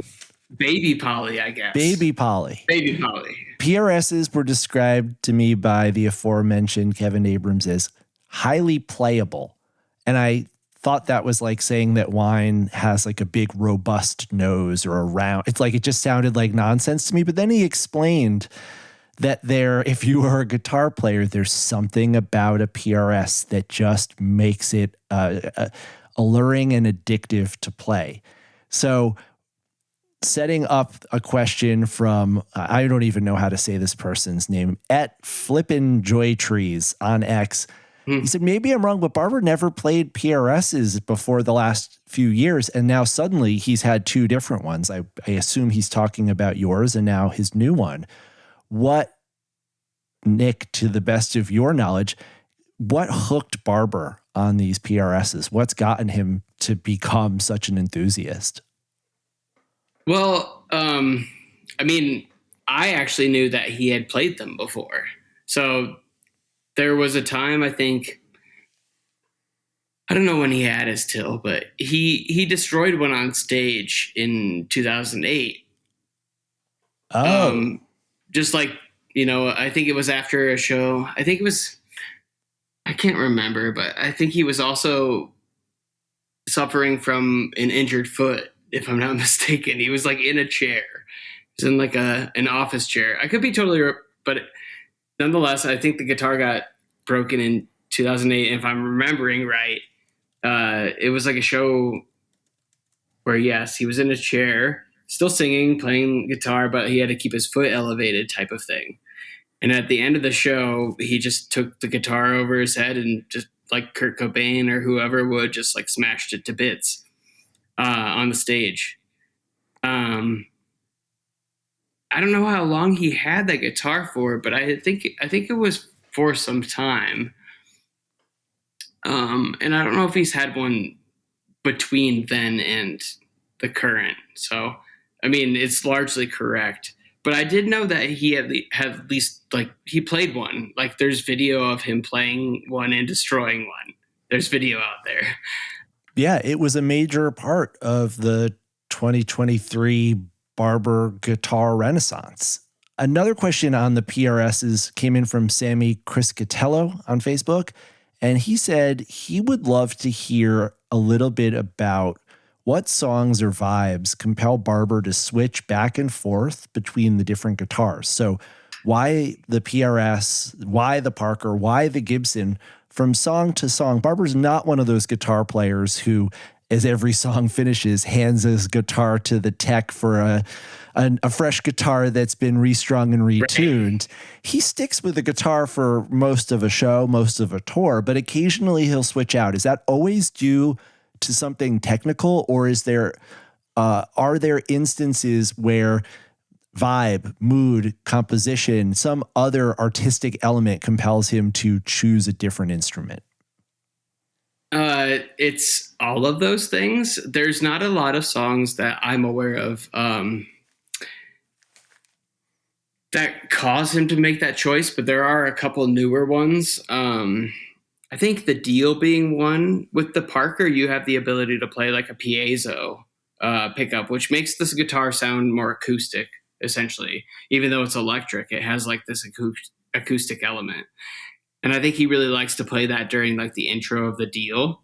So occasionally, it doesn't happen all the time, but I have seen him, like if he's playing the PRS or a PRS. It hasn't happened a ton lately because he just got another Parker, but like when he had the Parker on stage, occasionally before the deal would start, he would find a way to switch guitars to the Parker if he wasn't playing it. If he was thinking about it, it wouldn't always happen that way. And sometimes he would just play it through the intro and just keep a PRS on his shoulder or whatever. But there's elements like that have come up. I think there's another song where he sort of likes an acoustic type tone where he's been trying to favor the Parker in those segments. That's certainly one. Outside of that, I don't think there's a ton that's like song to song that I'm aware of. So most of it will come down to his guitar changes will either come down to a string or two being out of tune and unusable. Because he definitely he'll definitely do a really good job of, playing a partly out of tune guitar very well, usably. So he'll set it down for that so I can retune it. Or sometimes he's just not feeling it. So like with the Gibson, the weight would occasionally be it. Like he'd get it on his shoulder, or like that's the way I felt about it. I never like verified after all these instances, but when he would play the Gibson for only a couple songs and I'd get it back to the tuner and it'd be in perfect tuning, I'd be like, there's got to be something else going on here in my mind. And maybe I'm wrong, but again, the guitar holds like really good tune. So a lot of times when he sets it down, I wouldn't unless it was just heavy. So you mentioned that part of the appeal of the Parker is the piezoelectric pickups. So that, I guess, allows you to access both acoustic and electric tones. And I'm not I don't have Wikipedia open in front of me. I'm not just reading it off of there. But the Parker has a very distinct shape. Of course, John played a Parker in the early part of his career. I think the Parker first emerged 2000 or 2001 and was a major part of the arsenal back then. I believe the story I've heard is that original Parker was lost or misplaced at some point, that its location is unknown. Talk to us a little bit more about the unique appeal of a Parker versus a PRS versus some of the other guitars we've already talked about. Yeah, so I would say like a PRS is certainly a bit more like a classic type guitar. It almost improves on everything that like improves and like combines everything that Fender or a lot of the things that Fender and Gibson have done and makes them more modern, playable. And I think they're fantastic guitars. Nothing really compares to a Parker. Ultimately, it's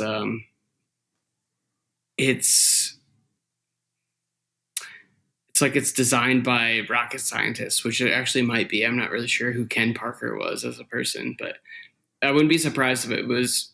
It's like that. Like there's carbon composite materials, which make it incredibly light. They decided to take as much of the wood as they can out of, at least if we're talking about a Parker fly, they decided to take as much of the wood from the back of the body as they can. So it's like carved. And then they have that really weird headstock and the really weird horn that sits like right below like your neck, you know, the part that like touches your chest. Mm-hmm. I don't know. There's Parkers are incredibly resilient, certainly tour worthy. Like, you know, they'll hold up very well to extreme temperatures or like just like abuse, let's say, you know, just they'll survive a lot of that stuff. A lot of the stuff that wouldn't, they will definitely come through. So I guess like that's part of their value, their sleekness, and I mean, it's just sort of a fun look too. Trucker12 on Fantasy Tour said, when and why did John start using the fret wrap below the nut? Has it changed his approach to playing? I think he started using it at home before he started using it on stage. We were actually in Iceland when he turned to me and he's like, you know, it'd be cool if we had some of those. And it just so happened that I had one of my own in my backpack. So I put the one that I had on stage for him. So you'll notice there's video of it, but there's only one guitar ever with a fret wrap on it. And it was then that he decided he wanted to start using them on stage. What does a fret wrap do?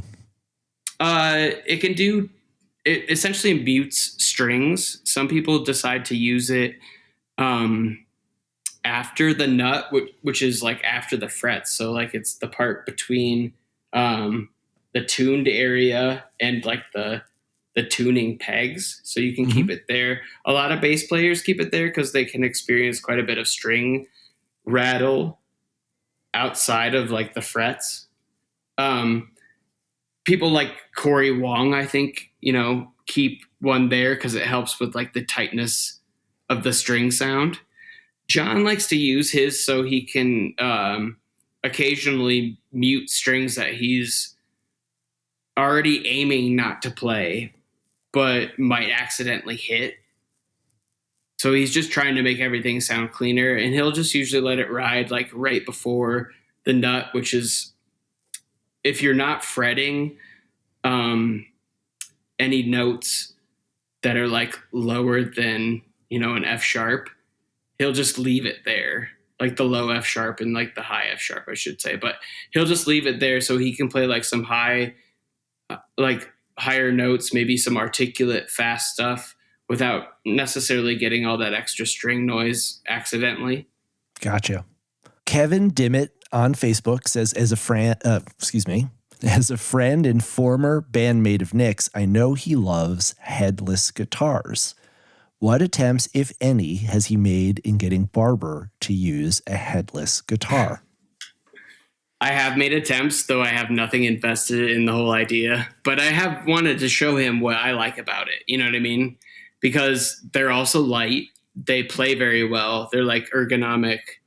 They feel good in your hands. A lot of them are just designed to be perfect sitting in your lap and perfect hanging from your neck. Like it's really quite wild. In 2022, I actually did take one when they played the XL Live, the outside shows in Harrisburg. I think it was 2022. There were 2 shows, but I took one of my headless guitars there, and he decided he wanted to check it out backstage. So he rehearsed with it, but he was never really that high on the idea of like going to stage with it. And he was pretty forward with that. Well, Mike Stanley, also on Facebook, wants to know, if not a headless, then why not a Floyd Rose? Barber was born to play an Ibanez RG 550 style guitar with locking nut / floating trem. Yes, it is a pain to set up compared to traditional, but once it's set up, his tuning woes are permanently eliminated and string breakage is also cut way down. I have to be honest, I have no idea what I just read to you. You made a noise that made it sound like you knew what this person was talking about. I do. Anything you'd like to say on this question of a Floyd Rose locking nut floating trem? I've never had one. I don't think this person is incorrect, so I would totally love to try it out. I would love if we could get John to break fewer strings, that's for sure. Well, on that subject, Kara Stone wants to know, what's the record for the most broken strings in a single show?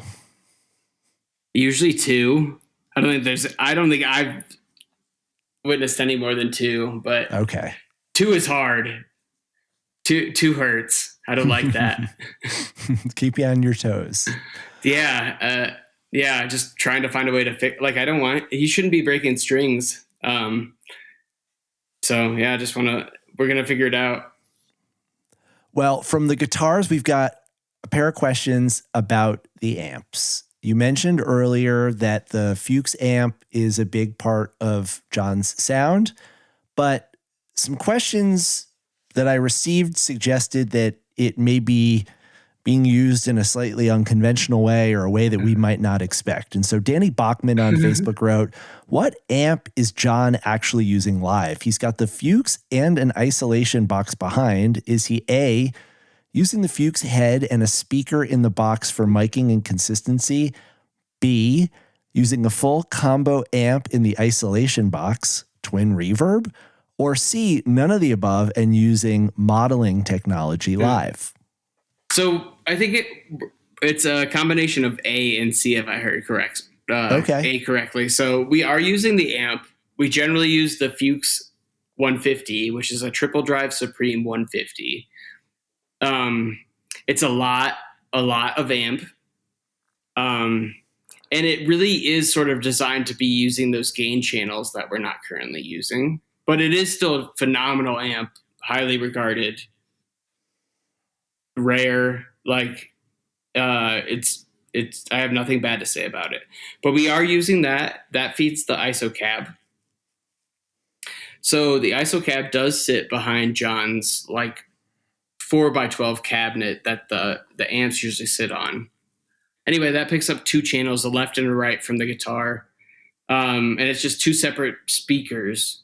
And those go and get blended in with whatever the Helix gets sends out, excuse me. And the Helix does send out modeling technology. So how it runs is that partway through the signal chain in the Helix, which is like up until the amp modeler itself, we send to the guitar amp. So that means that it gets, the signal in to the Helix. This is nerdy, but I'm going to explain it just so go ahead. We have it. The signal into the Helix, and then it gets whatever effects we give it before we decide to place the amp modeler in the chain with the Helix. So in most cases, it's like an occasional phaser we'll sometimes put. So both the amp and the final product, the end of chain, get a phaser. But mostly it's just like our distortions, our overdrives. So we're feeding the amp head with the overdrives from the Helix. That goes out a separate output of the Helix to the amp input. So everything's essentially still running through the Helix. And then there's a piece of the signal chain, whatever comes after that little split that I'm just mentioning, which we call a send. That signal chain still gets run to the amp. This sounds so ridiculous hearing me say it, so I hope you guys are following. But that gets run into the amp modeler in the Helix, which gets also run directly after that into the speaker modeler. It's like the same thing, but we can both pick amplifier styles as well as speaker styles within the Helix to emulate a real sound. And that's the modeling that he's talking about. So after that, then we also send it through a number of other effects that at the end of the chain gets fed to front of house and our monitors so they can hear it. And so effectively, like, what we end up with is 3 different signals, one of which is all of the Helix from beginning to end. And then the other 2 signals are the left and right of the guitar amplifier, which only get like a quarter, the first quarter of what gets sent through the Helix. Gotcha. So Patrick Moore wants to know, why are there two Fuchs heads? Top one always seems on. I never see the bottom one on. Is it just a backup, I'm guessing? Nailed it. Amazing. Well, gold star for Patrick Moore. All right. From amps to the topic that I mentioned earlier is the number one thing people want to hear about, and that is the Helix. So Matt Schultz wrote in and said, it's been wild hearing synth guitar tones on Barber's Helix pedal board that Nick has been using in our band for years. And now my favorite guitarists are aligned. So clearly you are someone who's well acquainted with the Helix. You mentioned earlier you were using it prior to joining the band. It's one of the original things that you and John worked on together. Just explain to us, like we are five, what a Helix system is and how it differs from the traditional array of pedals that we're accustomed to seeing in front of Barber or other guitar players. Yeah. So, I mean, it's really the same. It's just you don't have a variety of brands. So the idea with the Helix is that you're able to, it's like you went into Guitar Center and you decided that you wanted the whole pedal shelf. You wanted to be able to use all of that, or like to choose from all of that. And then you looked at the amp shelf and you're like, I'd like to be able to choose from all of that. You can take away this. It looks like a pedal board. It has a digital LCD screen, LED screen, whatever. It has a screen, and it has 12 buttons. And essentially, they programmed it so you can choose from a library of effects, that would be the wall of pedals, a library of amps, that would be the wall of amplifiers, and you can assemble a signal chain, which would be like however you want to place your effects in your amplifier, and like you could put them in whatever order you want to. You can break all traditional rules. You can put them in all those effects or amplifiers in whatever order, and then you can easily switch between them. Like, let's say you want to be using multiple amps. You can be doing that without using actual, like, multiple amps. You can also use the thing exactly like a pedal board. So if you want 12 different effects but no amplifier and you still just want to send it to your normal amplifier, you could do that. The way we use it is like a full spaceship. We use every single piece of it. Everything that, like, all the best features inside of it, we are using, no question. We're using it to make a digital amp sound, which is what you'd call a modeler. And we're using it to process everything at the highest, like, quality we possibly can, which is something an amp can't necessarily do. And he's able to, like I said, switch between sounds. Like that Run Like Hell sound features a totally different set of amps and a totally different set of speakers. So, like, I don't know, you don't need to have essentially all the gear that David Gilmour has. And in fact, all you need is something the size of a couple dinner plates. Like that's what it is. Are there any trade-offs when you go from using, I'm just going to say, the Centaur pedal, because I heard Barber talking about it in another podcast, to an emulation or a model of it within the context of the Helix? I know that some of the appeal of the older pedals is that, they were handmade, hand-wired, tubes, all of the kind of analog crustiness that can give a piece of musical technology warmth and character and all those other ineffable qualities. Do you feel the Helix is able to accomplish that within the digital context that it operates? Yeah, I do. I think a lot of it just actually comes down to time. So, I mean, for example, there's a Klon, a Centaur, effect that's modeled after, a traditional one. But a lot of those things don't necessarily translate immediately. And with the Helix, a lot of it comes down to how you can manipulate it in different ways. So, like, if you're not necessarily getting the right sound out of like the fuzz that you really, really like that's analog, a lot of times on the Helix, all you need to do is spend a little additional time and EQ it with like a separate EQ afterwards in the chain.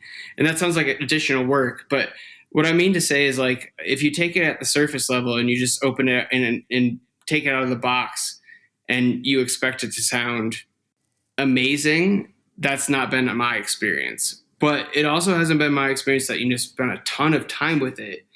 You just have to you have to know what you're looking for and go and just spend time on that, I guess. But there are differences, no question. Like a lot of that analog outboard, the pedals, like those things are also the trade-off there is they're so accepting. Whereas the Helix can be a bit discriminate if you're not like willing to spend the time with it. But a lot of pedals, like you can just plug and play, and like you could turn all the settings down and up, and it's going to sound good almost no matter what. So Sammy Criscatello says, can you please speak to Barber's Line 6 Helix presets? And even better, could you drop an edit file? That would be the cherry on top. I assume an edit file is sort of a set of configurations that you can pass from one device to another so that Sammy might be able to essentially play Barber's rig. Is that something that you guys would consider? I do know that it was mentioned, I mentioned it earlier, that people have talked about being able to download or acquire edit files of their favorite guitar player and be able to capture that sound. Have you guys ever given any thoughts to sharing the secret recipe for Barber's Helix pedals? I haven't, but it's not a bad idea. There's, I mean, in the world of Helix, there's a bunch of presets out for purchase. So whether I would love to talk to him about that. I am not trying to hold any secrets, truthfully, and I'm not sure he is either. So I think he'd potentially like to share that, especially if it gets people interested. He's also an official Line 6 artist, so maybe that's a bit of his duty to to share a bit of what he's trying to do with the machine. I'll talk to him. That's a good idea. I don't dislike it. Fantastic. Everyone will have their own virtual Nick Francis to go on the road with, or just to, to jam with at home. So to Sammy's question though, about his Helix presets, are there some go-tos that Barber just like, I know you've talked about, I've heard Barber talk about in the past, some of the specific original pedals that he was particularly fond of. Did you incorporate those into his Helix presets, or did it open up an entirely new palette to him that he maybe hadn't been aware of or hadn't been exposed to previously because he wasn't going to go out and buy and try every single pedal? No, this is funny. Like you asked earlier, how would I build his sound? A lot of what he's currently playing is how I would build his sound. And it's just like a little bit tweaked here and there type of thing. But he's currently running on the Helix. We have a Mesa style amp. Modeler is running. A lot of what I picked for his speakers would emulate. He used to run he had some interesting stage configurations, but like there was a time where he would, of course, bring a live 4x12 and he would like angle it on another piece of gear like this way. So I feel like maybe some of it would catch Mark across the stage, but he had a 4x12 Marshall cabinet pushing air, speakers working. So we used a British style 4x12 and sort of shaped it a little bit so it's a little softer and not quite as like grimy as a lot of them can be. Then we're also using something that's a little bit on the cleaner side, which would represent like the Mesa speaker. We're using Klon style effects in his chain, as well as OD1 style effects, like I was talking about earlier. So that's usually like what his overdrive and gain staging currently looks like. And then, as far as a delay, we're currently using Line 6's version of the Deluxe Memory Man, which is that big pedal that I also talked about earlier, the analog delay that he's been playing forever. That's currently what his delay settings all derive from. So it's surprisingly a lot like what it was, or like what I would set it up like how it was. So did John switch to the Helix during your tenure, or was he working with it previously? I don't know how long, but he was working with it previously, and they had it set up pretty well. It just was missing,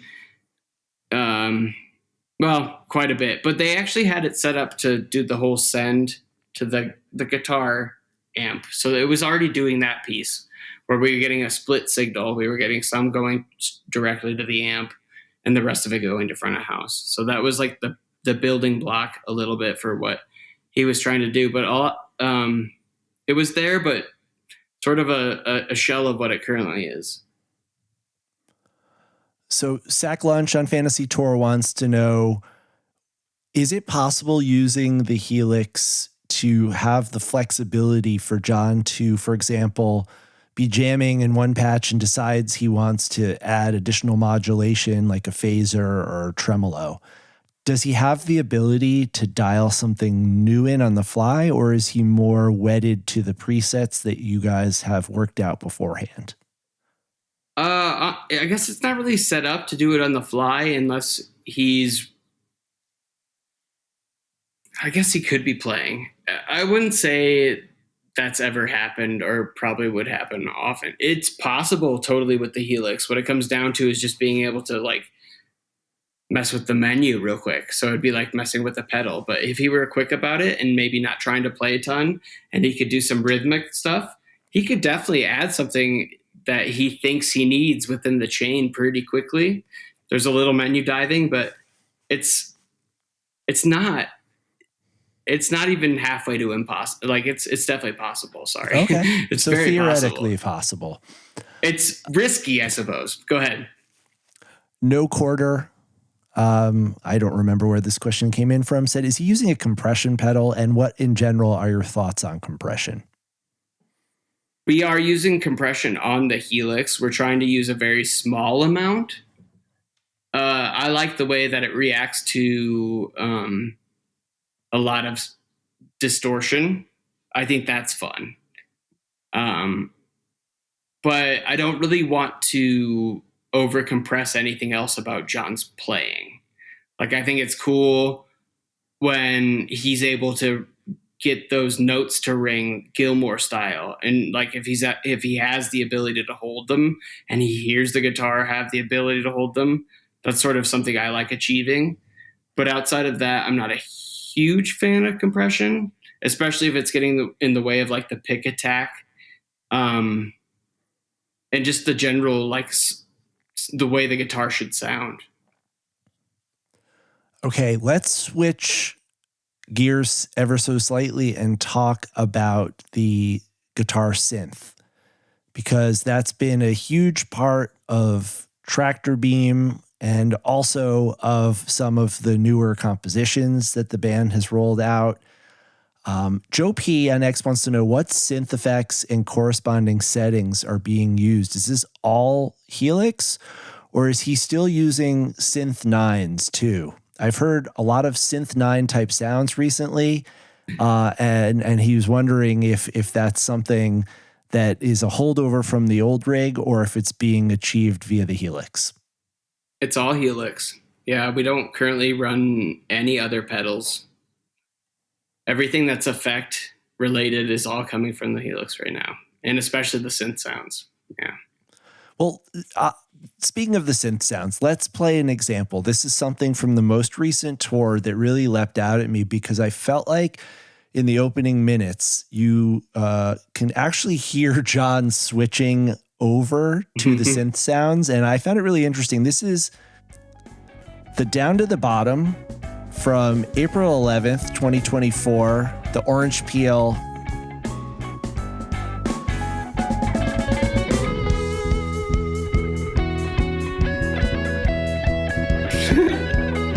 So starts out very traditional Barber sounds.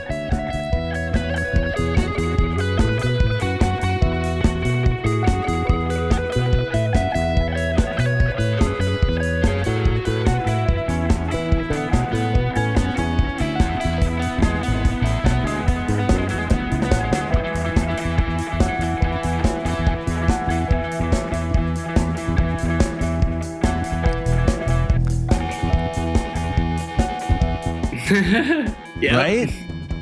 And I love how John has his I'm thinking sounds. He was thinking right before he did that. He was playing the I'm thinking sound. I'm working on it. So once this is dialed in, is this it? Or is he able to further modify this sound once he is in this sound space? Some of the sounds are set up so that he can manipulate them with foot pedals. Okay. So not everything is finite. Not all of his synth sounds have that ability, but a lot of them he's trying to find a way to like add some of the parameters to a foot pedal so he can be adjusting them to get him a little bit closer to where he wants in that moment. So yeah, he's able to adjust some, and he's trying to figure out a way to adjust more.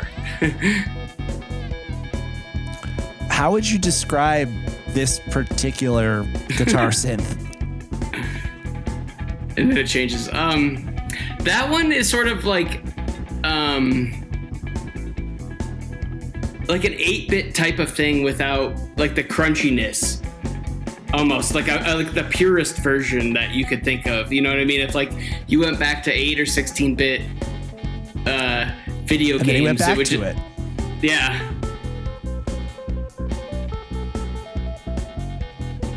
That one's definitely very 8-bitty. With like the tremolo too.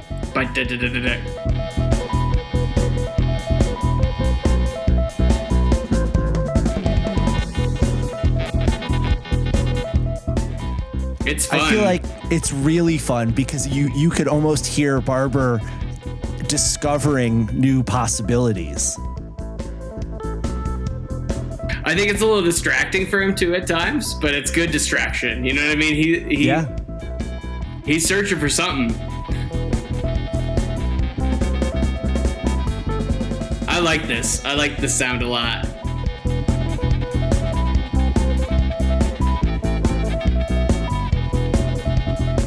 I feel like you can tell Magner likes it too. It's got something fun to play with, you know? Well, this whole jam came together in such an exciting way. And I think that Barber's unconventional synth playing is a huge part of it. Sure. You'd never guess this was down to the bottom. Oh, yeah, forget it.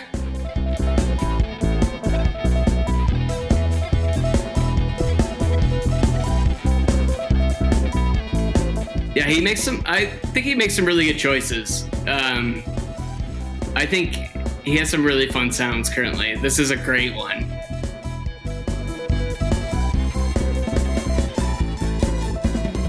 So you joined after the initial Tractor Beam 2019-2020. Well, not the initial, but Tractor Beam 2.0, I guess.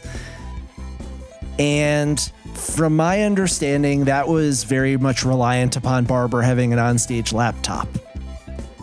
So Dave Cook on Fantasy Tour wrote in and asked, what's the difference between the laptop Tractor Beam sound and the current Helix Tractor Beam capabilities? I guess I don't really know. I've still not seen him do like the guitar synth type of thing on stage. When he was gearing up, or the band was gearing up, for the Fox Theater show, he had brought all of the gear with him. And I feel like when we started that leg of tour, the intention was to get the laptop up and running. But over that tour, we were able to dial in enough synth sounds where he just sort of ditched the whole idea of using the computer again.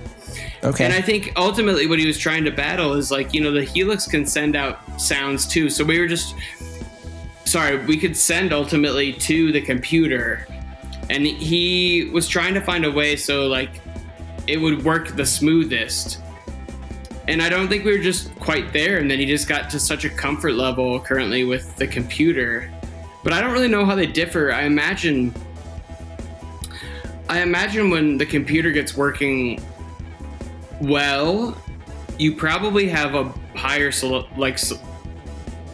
a bigger catalog of sounds to choose from. Because it's like at that point, it's like MIDI or something. I'm really not sure what he was doing with that. I wish we would have got there, but yeah. Yeah. Sorry. No, that's quite all right. Is Ableton exclusively something that John would be using via the laptop? Is Ableton part of John's setup currently? I imagine he would be using Ableton for that setup. It is not currently a part of his setup. No, Aaron and Alan currently use Ableton, but John doesn't.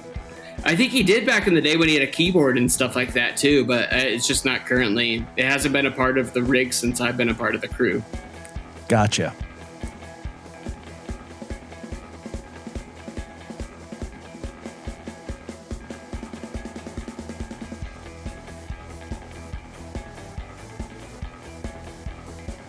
Nice. This is fun. This was a real highlight of the tour and of the year. So I'm glad we're getting a chance to showcase it here on Touchdowns All Day, and especially with you. So Danny Bachman asked, what is the secret sauce for the current guitar synth effect patch? It sounds to his ears like an envelope follower triggered square wave synth with some triggered filtering and varying amounts of wet dry blend. Please do share. It's awesome. I mean, that sounds like what he should be hearing at front of house. So of course, like Rich is definitely doing the wet dry blend.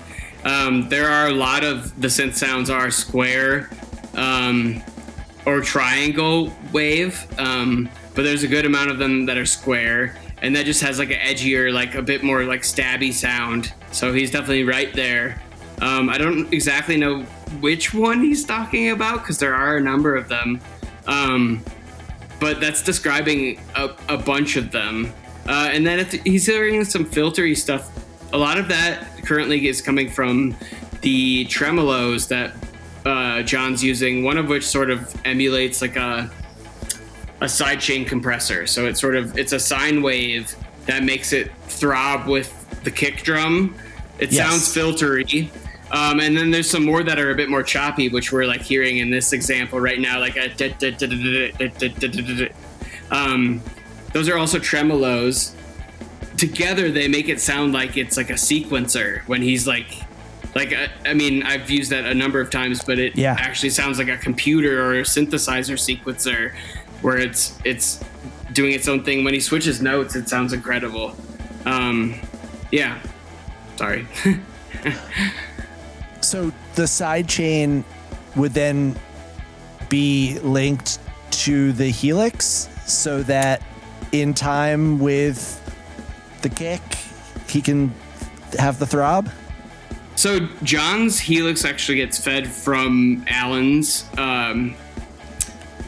click when Alan is running a click. So anytime that's activated, John's getting like time-based effects that are like perfect and in time, essentially. Yeah.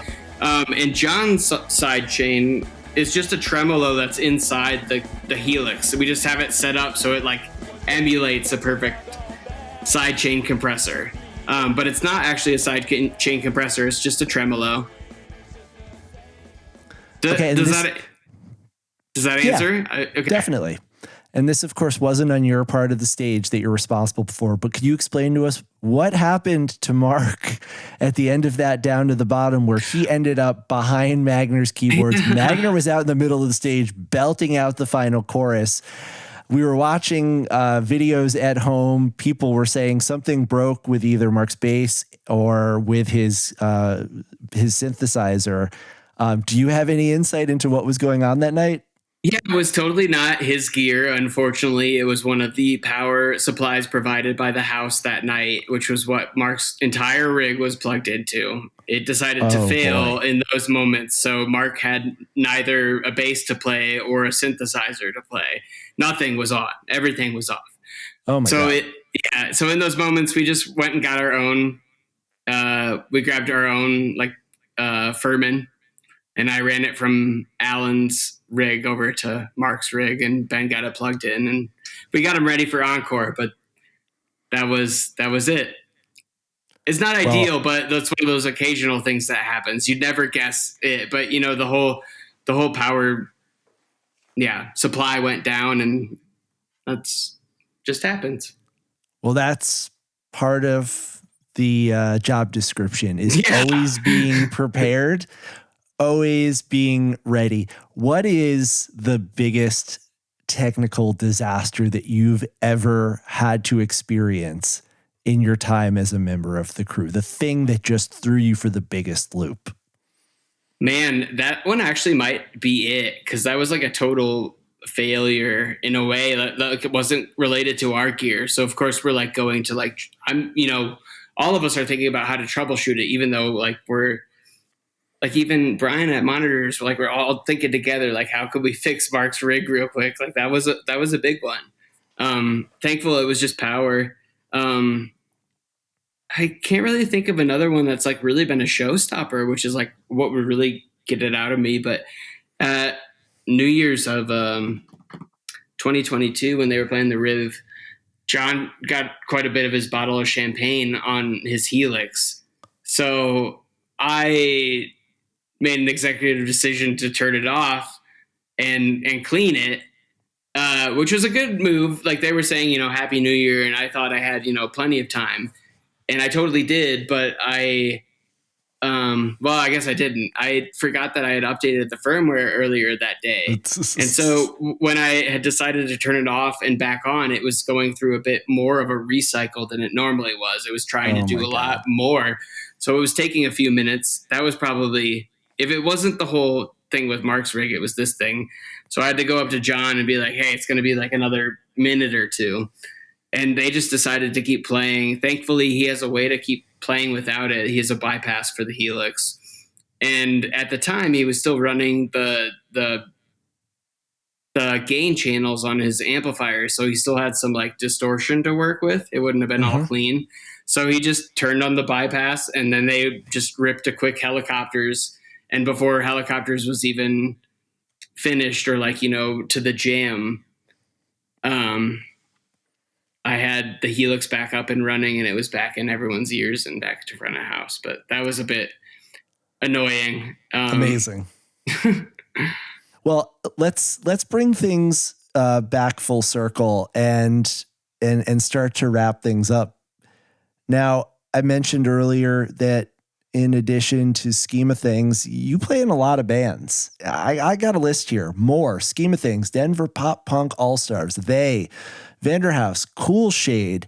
Now, this is not because I've been stalking you. This is because your amazing partner, who is a fixture backstage, Ashley, beloved member of the Bigger Biscuits family, gave me that list of your bands. And many people specifically requested that I ask you about More. More seems to have a little bit of a following amongst members of the Biscuits community. So please describe More to me, someone who's never heard your band play. Okay, yeah. So we're a 5-piece. We have 2 guitars. That's sort of what makes it the 5. We have what you'd expect out of the other 3 maybe, but we have keys, drums, and bass, of course, as the other 3. It's sort of like it's not what you'd expect from today's 2 guitarist type of, I feel like, bands. We're we're a band who likes to play more like around each other and like serpentine and like use each other to jam with, as opposed to just like be raw double guitar in your face type of stuff. You know what I mean? I don't know. Yeah. I think you know what I'm trying to say with that. So yeah, we try to be groovy. It's definitely very much still in like the jam scene, or like the jam vein, I should say. I get to sing. Our keyboardist also gets to sing. I think we make some awesome harmonies. So pretty good singing, I would say. It's like groovy double guitar rock in like a Mo vein, but more with like a dopapod edge. I wonder, is it challenging to step out of the limelight of being the guitar player for your own band to being a behind the scenes crew member for the Biscuits, I would imagine there's a little bit of whiplash. A little, but I mean, I think, yeah, there is. I don't dislike it though at all. Like, I think I'm still making an impact. That's almost what I'm chasing, no matter what I'm doing. If it's with music, you know what I mean? I want to make some sort of impact. Well, you certainly are. Everyone who listens to this band has noticed, and many people have expressed their appreciation for the impact that you're having. Last few questions. Matt Schultz, who might be your biggest fan. He had another one, huh? Yeah. Wrote half of the questions that we've asked. Thank you, Matt, for really embracing the assignment. He asked, and it is a great question that I'm sure we all know. Do you have a favorite memory or experience from Biscuits Tour from during your time? Like a show that stands out, a jam, a moment, a highlight, something that you look at and you think, wow, I'm proud to have been a part of that. Yeah, I mean, like all of these incredible encores they've been getting. It's amazing to be like, I take my in-ears at the same time they do. And it's just crazy to hear what they're currently experiencing. Totally deserved. But I mean, it's definitely lifting. And then, I mean, as an experience as a whole, like Iceland was just, I don't know if it could get much better. Like everything was so incredible. And they also were received very well there. So that was maybe the beginning of what sort of continued with these incredible ovations. So final question is also from Matt Schultz. And it's a question I think that we all want to know. And that is, what do you see as the next step in the band's evolution? And what role do you envision for yourself in that? We've already seen this tremendous transformation of the band over the course of the period since your arrival. And listen, we're not going to say it's causality. You just happened to show up in summer of 2022 at the moment where all the space opera materials being introduced. Barber is really dialing in his sound. What is the thing that Steve asked me to ask you about? Deep Thought comes online is it Deep Thought? Yeah. We've got a new approach to songwriting that John and Joey are discovering as they are writing to the jams that they are producing. And you get this current crop in addition to the space opera songs with Doorbell and Fire Will Exchange and No Recollection and Dino Baby. There has been so many milestones, so many significant performances. Iceland, the return to the West Coast, which you were a part of, obviously, the Revolution in Motion show at Webster Hall. So much that has happened, but what's next? What do you see as the next big leap forward for the band, and how you might be a part of that? Yeah, I mean, I think reaching more ears is what's happening. And like, you know, like the idea is, in my mind, I'd love to see Upward and like just bigger and like, you know, reaching bigger audiences, because they have such a thing that's it is like a sound of the future that people, I think, are just sort of missing out on. Like they're like right here on this planet now. It's like a weird, I don't know. I hope that's what it is. Just, and not even trying to be selfish. I hope that they legitimately start playing big places, or, you know, just reaching bigger audiences and going upward, because they seemed primed. They seem primed to be doing all of that. No question. It's like, it's right there. It's at their fingertips. Places with loading docks and elevators. I mean, if we're talking about what I'm talking about, yes, absolutely. There will be loading docks. Well, I see the Eclipse Festival set as a premonition of what we have in store for us this summer. Lots of festivals, diverse audiences, not just jam festivals, not just kind of jam hybrid electronic music festivals, but some opportunities for the Biscuits to put this new sound in front of a broader audience. A set that's dialed in, lessons learned from Tractor Beam that have been incorporated into all of the sets, Magner's samples, Barber's mastery of the Helix synth sounds, Alan being an absolute animal, Mark diversifying what's going on the synth bass, and the most proficient, professional, and skilled crew that the band has probably ever worked with, of which you are an exemplary member. So, Nick, thank you for coming on Touchdowns All Day, and thank you for all that you have done to make the last 2+ years such a smashing success for the Biscuits. You really do deserve a significant amount of applause for your contributions, for all the hard work that you have done, and for just being also an incredibly generous and friendly person who always, no matter how busy you are, you're never too busy to smile and say hi to a fan, to help bring Vasilios on stage, to put him on top of Barber's amp.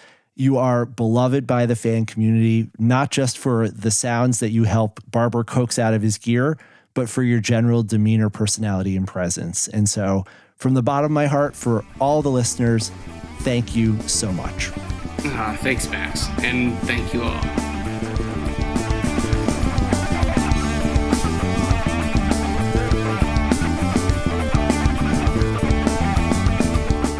Well, I don't know about you, but I just learned a lot.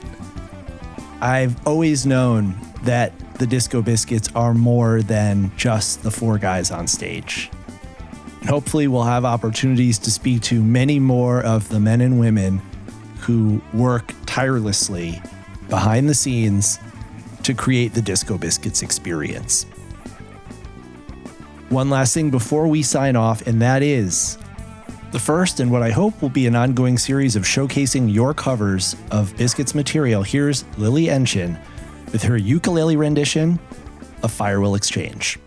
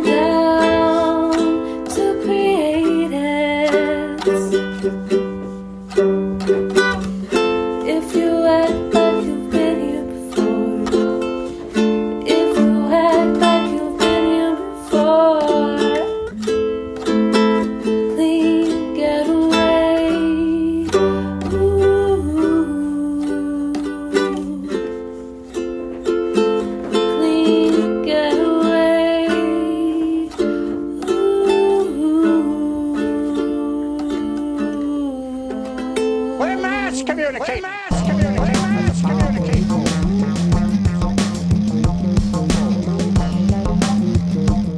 Touchdowns All Day is an Osiris Media production. Check us out on the web at www.touchdownsallday.com.